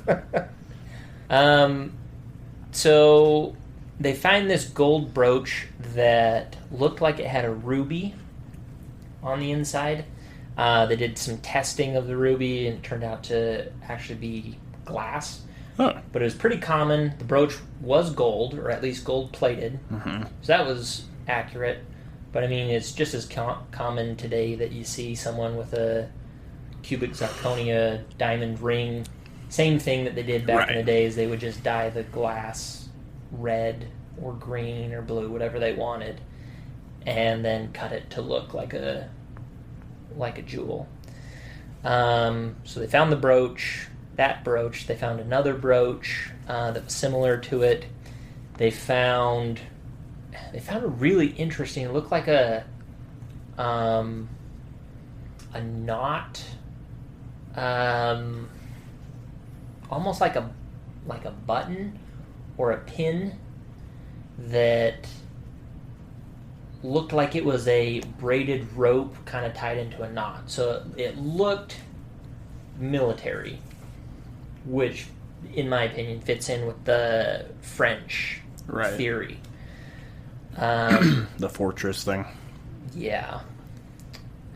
So they continue to find different stuff on the island that really, if someone wants to dig in deep of what is Oak Island about, you have to watch the series on the History Channel. It goes into deep history of what happened to Oak Island in the past, but you can't just stop at like season 3 or season 5. There's kind of a lull there, but season 6 and 7 is, in my opinion, when they really start to get some traction. Mm-hmm. Up to that point, it seems like they're trying to prove some of these things in the past, and they're wondering, are we just chasing after something that's really something that's not there? Mm-hmm. That we're just finding the same thing and looking at what other people have been supposedly searching for something, and we're just finding what they left, what the searchers were searching for. Yeah. But it seems like in season 6 and 7, they definitively prove what they need to, that the legends of weird stuff happening on the island are true, and they're starting to now get some traction of, this is where the money pit is, this is how we're going to get down to it. And so, at the very least, if you want to skip all the history stuff, you could probably read enough just to catch up. But at the least, start in season 6 Or and listen to our 7. podcast. I feel like I've done a crappy job. That last episode had tons of history. Yeah, but that's all history, though. I feel like it's easy to list the history, but it's to go through every little thing of like Right. what they found, where they found it, how they tested it is just like episode after episode is just another thing that they found. They tested it. This is what it came out to be. They have found tons of iron spikes that are all spikes that would be used on a big ship, on like a Interesting. galleon-sized ship. Mm-hmm. They've found mining tools on the island, and they continue to find things and date things that go back to 1600s, early 1700s, before anyone started digging on the island. So there were people there on the island for sure. I kind of feel like the biggest thing to me is the skeletal remains that are... From across the world. Yeah. Well, here's another crazy theory that I just thought of. So recently I heard that they discovered, this was within the last 2 years that I've heard this, is that they've discovered the oldest human remains ever found in mainland Canada. Really? So, yes. So what if those remains... Older than Africa. Yeah.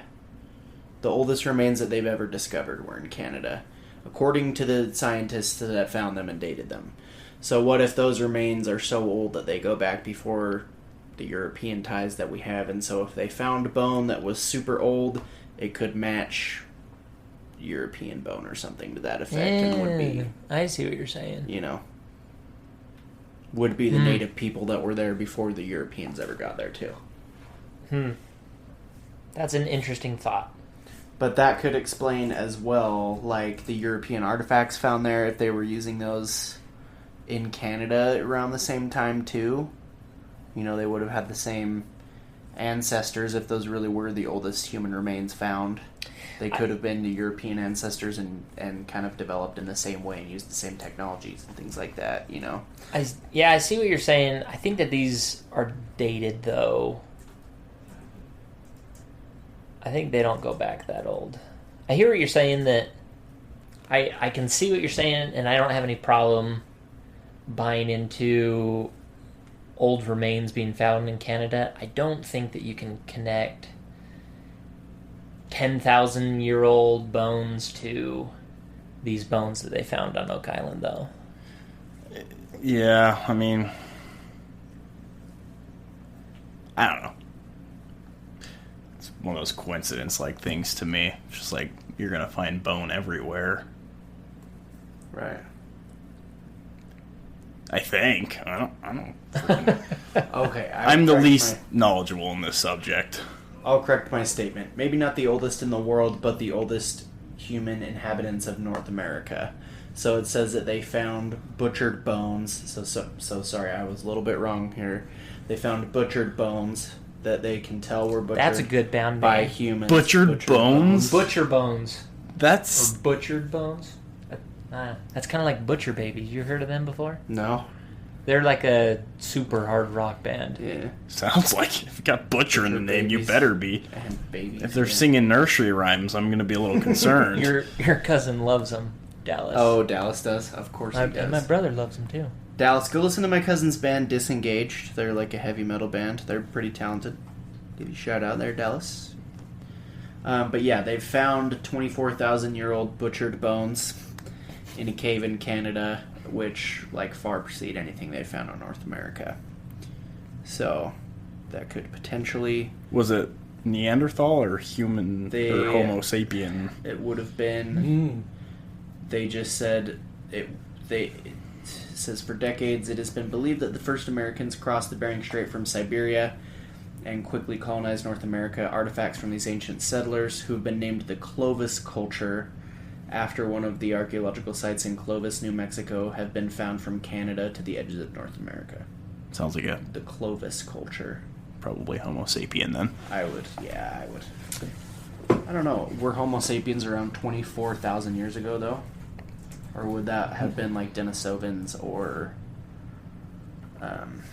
The Clovis? I don't know. It says they were a prehistoric Paleo-American culture named for distinct stone tools found in close association with Pleistocene fauna.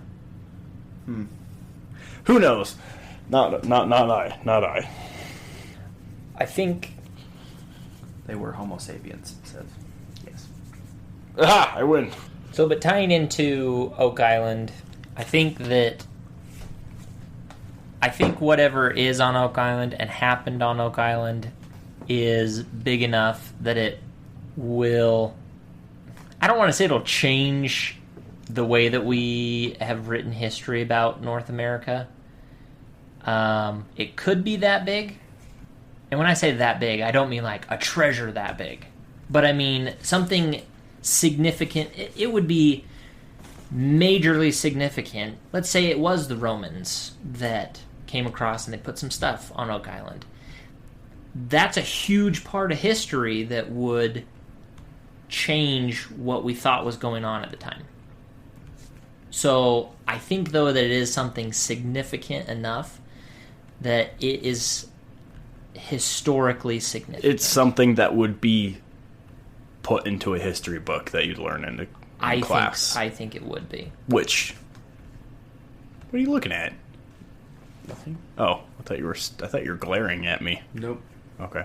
Anyway, yeah, no, it's something big enough that it would. I believe it's big enough to change history books as they're written now to something newer. Which anything of that caliber is pretty important. You know, it should be anyway. Right. Well, I mean, with all the theories and things out there, it's enough to change whatever story is connected to it, and then potentially change tons of different stories. You know, if it's a story of conquistadors coming up from Central and South America, it's enough to change the stories of all those Native American groups as well, and the Spanish gold and all that kind of stuff. Just so many different potential ties that Right. have other ties here and other ties there to... And unfortunately, we don't really have an answer to any of them. But hopefully soon. Who's gonna die next so that we can get the answer? Well, if So, yeah, like I said in the last episode, it's... You never want to hope someone dies. But if this treasure is only revealed after a 7th death, when I heard on season 6, I think it was season 6, when Dan Blankenship died. He died of natural causes, by the way. dang it. I secretly hoped, now not so secretly, that perhaps his death would Still count. would give up the secret of the island now. But I don't know. I say watch the show. You don't have to watch every minute of the show because it's kind of repetitive.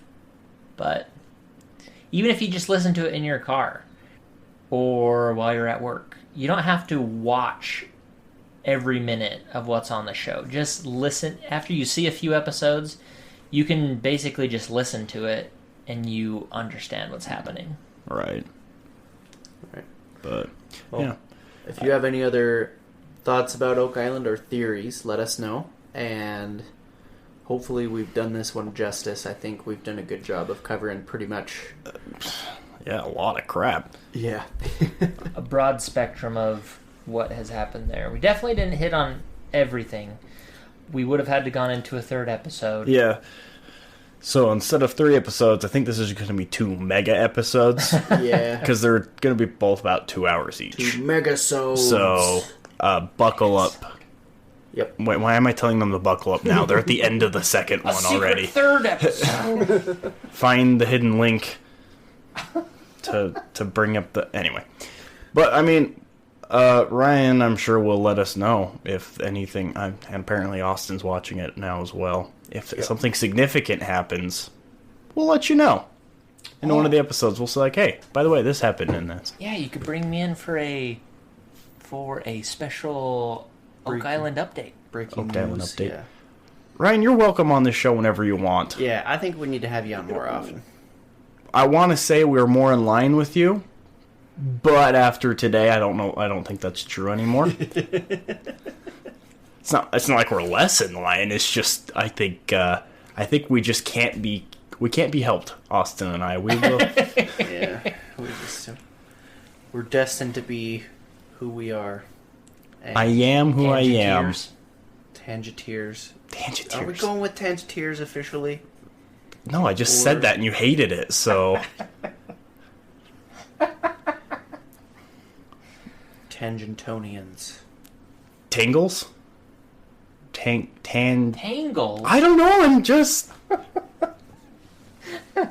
Trogdor, the Burninator. Dog. I got nothing. Tangentel. See, it's hard.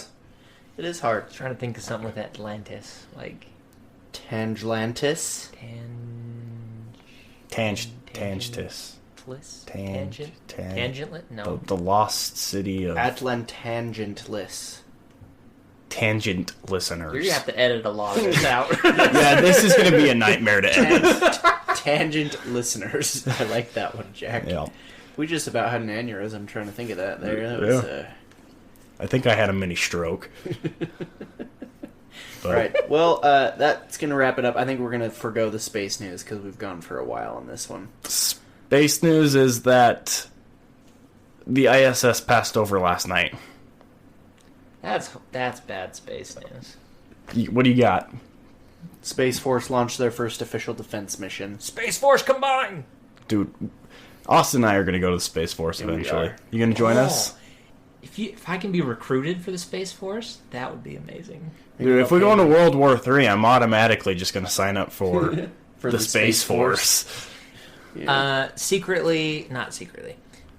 An app that I have to promote is called Space Team. That sounds Yeah. Oh, Space Team is Have you played awesome. Space Team? Dude, that game is so great, I hate it. We should play it the three of us sometime. Like That would be a it would be wonderful so intro fun. to one of the podcasts. It's just So, yelling for back. those of you who don't know what Space Team is, it's basically I don't even know. It's a teamwork app where on your screen it tells you to do something, but you don't have control over that, and it's complete nonsense.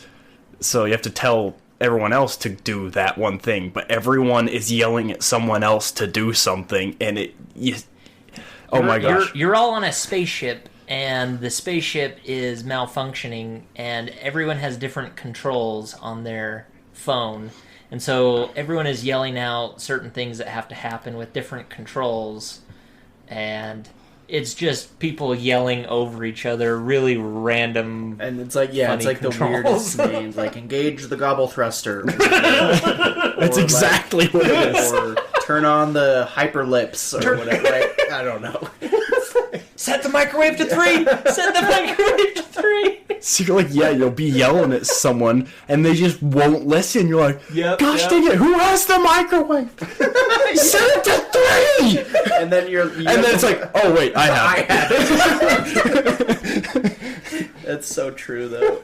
We could play. Should we play a quick game right now, Ryan, at the end of the podcast? Okay, we'll go out with that. And it can fade out with us yelling at each other. No, wait, we need to be connected to Wi-Fi, though, right? I'm in the Wi-Fi. Okay, let me. I don't have the game Space Team. This is a good ending. Good ending. This is our space news. Ryan and I are going to space. Okay. I don't know if it can hear. I can't even hear it. Searching for nearby space team. Let's see. What Wi-Fi are you connected to, Ryan? Oh, that's a good question. Are I'm you- on? The guest? No, I'm on 2.0. Oh, crap. Do we need to be on the same Whose one? Wi-Fi is You have Big to be Booty on. Hose? That's my neighbor. The Doc OS, is that the one? Yeah, Yeah, 2.0. Oh, 2.0. Jack, will you put the password in for me? do it yourself. What is it? It's. Let me try to remember. But each word is capitalized at the beginning. Yeah, definitely edit that out of the Yeah, podcast. yeah. Why can't I connect to it? Which one are you on? Doc OS guest. Yeah, which one are you on, Ryan? 2.0. I keep clicking the I'm 2.0, also on that but one. it won't let me. Wait, Forget guest. Searching for nearby space team signals. Make sure everyone's connected to the same Wi-Fi You network. got Space Team now? Yeah, but how come we're not finding each other? Oh, you haven't pressed play yet. You gotta slide your thing to play. It's not letting me connect to the Doc OS 2.0. Did you try typing in the password? It doesn't give me the option to put in the password. What happens if you click on it? You know what, Jack? I will tell you. Unplug it. Have you Unplug it. It's not plugged in. have you reset the phone? Turn off your Wi-Fi and turn it back on. I have done that. Turn off Do Not Disturb. Is it on airplane mode? No. Power. Oh, I saw you for a second. Yeah, I accidentally left. What the devil? I'm coming back. You guys need to both No, get I on the see guest. you right now. I got 2 people. Oh, I'm back now. But then I saw a third. Oh, really? It's because I left and came back? Can it even use this music? Is this copyrighted? I don't know. Maybe you should create an LLC for your podcast Apparently. so that you can't be sued. LLCs can't be sued? Well, they can be sued, but then it separates you personally Oh, from I was just the like- company. Right. So then the company can be sued for all it's worth, but if you only got like $100 in the company name, then They would get our microphones and about Right. $7 in ad revenue. exactly.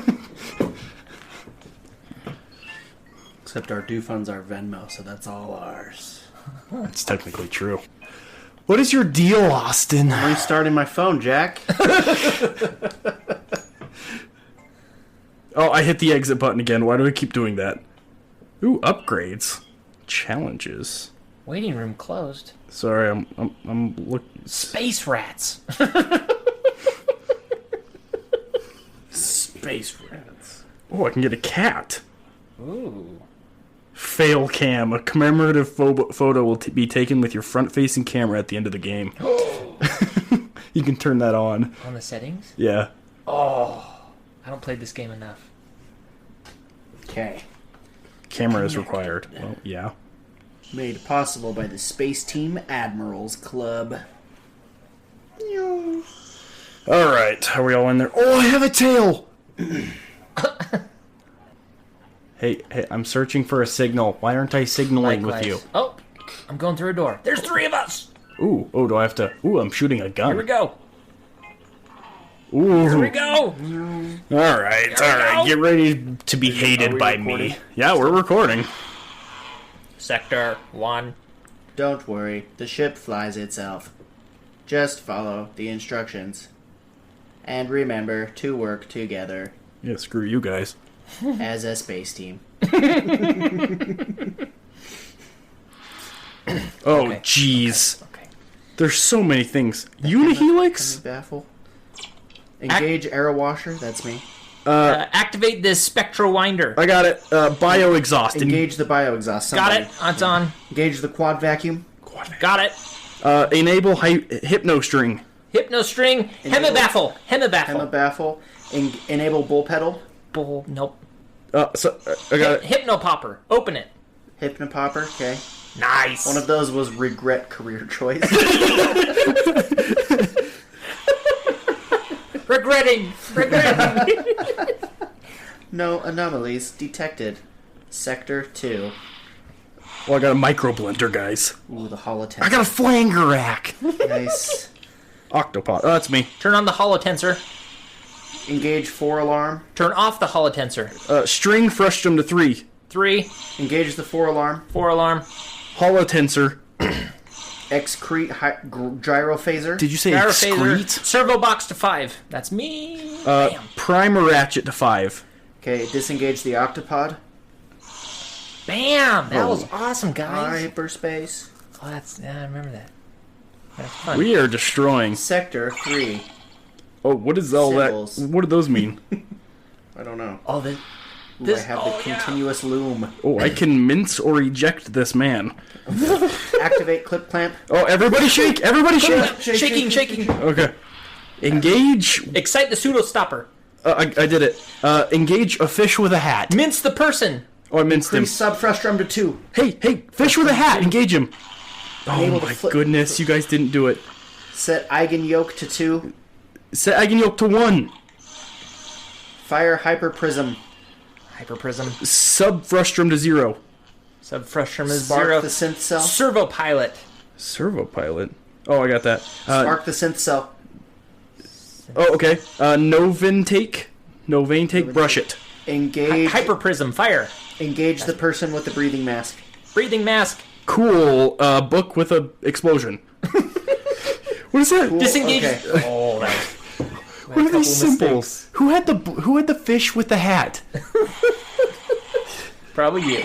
Probably. Oh, asteroid field ahead. What does that Sector mean? 4. Oh, crap. Oh, we're already. What does that second. mean? Kilo tackle. Set star pocket to 2. Star pocket to 2. Hypno loop. Hypno hoop. Dual The action. arrow curtain to 1.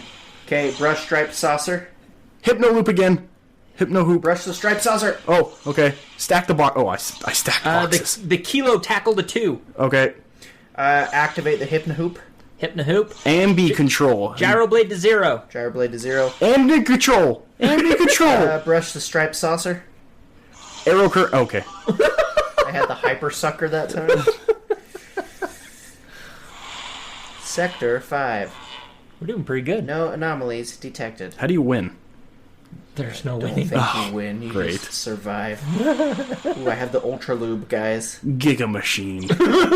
Ultra Loop to 2. Ultra Lube to 2. Set the phone event to 1. Okay. Kinetic screw. Shake. Kinetic. Cool kinetic screw. Cool kinetic screw. Enable the... Everybody shake! Shake! The Ultra lube to 4. Prepare the coffee tank. Polar node to 6. Coffee tank prepared. Parallel node to 6. Done. Phono vent to 2.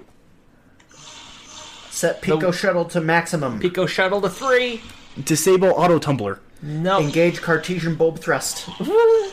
Pico shuttle to 2. Pico shuttle to 2. Trigger Wormhole. Flip your device. There Trigger we the infrajig. go. Oh, Ultra infrared. lube to 0. Ultra Lube to 0. Enter ultra lube to 5. Decrease phone event to 0. Kinetic screw. Cool it. Connect screw. Cooling. Ooh. Hyperspace. Sector 6. Is this the first time you've played this? No, I played it like in high school. It's Years that ago. old? Yeah. What? Slime containment malfunction, guys. Oh, there's so much slime. Wipe the subtickler. What?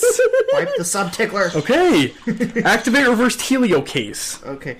Activate double cover. Asteroid. Fluid hoist. Shake. Fluid hoist. What the heck is a fluid hoist? I don't have it. Oh, I have it. Move. Oh, it's too late. To activate double cover. Wipe the subtickler. Disengage posse hooter. Posse hooter. Wormhole. Laser. Flip. Excrete the unilaser. Excrete it. Nope. Okay. The Inverse mesocortex. paddle to 1. Oh, that's mine. Mesocortex. Deactivate reversed helio case. Reverse helio case. Inverse the paddle to 3. Anti-press. Enable anti-press. Okay. Disable anti-press. Subtickler. Wipe it. Wipe it. Okay. Increase inverse paddle to 2. Enable the anti-press. Byram to 3. Irem to 3. Set retrozone to 1. And then retrozone to 2. Then retrozone to 3. Deactivate Flip double cooler. Deactivate it. Holy crap. Wow. This game is stressful. My gosh. Everything was falling apart on mine. Everything's falling apart. Oh, Symbols. what does Oh, that no. mean? I got a bunch of symbols. I do too. Oh boy. Oh, I can kick somebody. Okay, I got a flooding house. Activate the downward arrow circle. Okay. Activate an umbrella with a question mark? Kick the person. Wormhole flip. Deactivate the downward arrow circle. Okay. Rent's meta pusher? Choke shoe. Choke shoe. What does that mean? Turn it on. Wormhole, everybody flip. Bind the, Asteroid! Upside down shake! bind the trident sign. Okay. Set servo seal to 3. Submerge shift flow screw. Maximum. Set the D-pad to maximum. Kick person. Kick person. D-pad to 1. Flip it. D-pad, Pad to to 1. 1. Okay, kick the person. Oh, bind the trident. Set life jacket to 1. Life jacket to 1. Asteroid! Shake it! Shake it! Roll. Wow. I think I had the kicking the person and I didn't realize it. I had kicking the person. You did? Yeah. I had a person too and the stupid slime was covering it. Oh. Oh, I have a snake. I got radioactive And a in the ski doctor. lift. Engage Asteroid! the skier. Shake! Engage the skier. Shake it. Skier? Okay. Yes. The fiber gasket to 2. Tune Send the doctor. parking medic meter. Sending. Servo plunger. thing. Servo plunge. Camera Engage- to 2. Engage the square with all the lines in it. Turn on the. Turn on car, half car. Turn off the snake. Turn on the snake. Enable the toxic sign.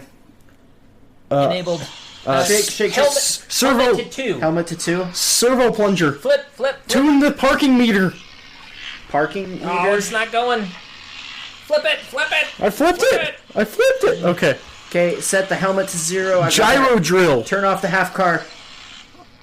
Wormhole, everybody flip. Half car, turn it off. It was not doing it. We're gonna die. Oh, I didn't. Turn off the Turn car. off the parking meter thing. Disengage the ski lift. Scatter Medifoot. Disengage. Medifoot scattered. Turn on the snake. Snake's Tune on. the parking String meter. proper to 1. Tune the parking meter. I don't have parking meter. Set. Turn off the snake. Vorpal pinion to 2. Verbal pinion to 2. Pinion to 2. String Wormhole proper to flip. 3. Servo jumper. Flip it. It's flipped. I'm upside down. Oh, try. There we go. Ooh, safe. String popper Turn to on the 3. car. Turn on the car. Fiber gasket to 1. Fiber gasket to 1. Oh my gosh. Hyperspace. That was stressful. This is. I hate this game. This sucks. Reflection matrix ahead. We gotta make it to mean? 10, guys. We gotta make it to 10. Ooh, the D pouch. Oh no. Set disbelief. Shake. D-strap. Wormhole flip. D-strap. Flip. Flip. Scatter D-flap. Flex pouch zone. to 7. Warm the flex zone. D-pouch to 1. 7. Warm the flex zone. D-pouch to 1. Wormhole flip. D-pouch Oh my to gosh. Flip. It's flipped. What freaking crap?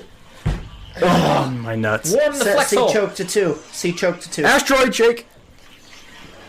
C choke to 2. Okay. D-strap to scatter. Flow pickup. Flow pickup. Activate it. Set laser feeder Asteroid to 3. shake. Laser feeder to 3. Shake. Laser feeder to 3. Ether fiber to 1. Extend hover reactor. I don't know what that means. This is... Oh, we're gonna Nozzle die. to 2. Yep. Oh, we died. Oh, man. Doesn't help that everything's backwards. I've been posthumously. Okay. Hey, you did take a picture of me. What do you look like?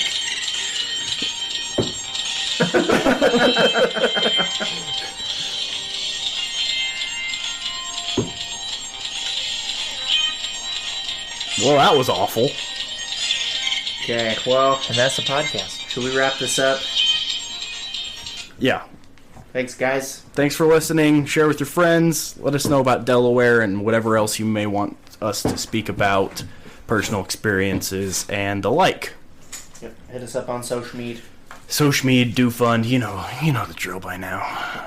Thanks, guys. Thank you, and thank you, Ryan, for coming on and being here. Future potential guest, commonly Ghost. on the show. Ghost. The common ghost. Yeah. Common ghost. Yeah, let us know if you ever want to come back on. I do indeed. Yes, that's what I'm talking about. All Okay, right. thanks, guys. Thanks.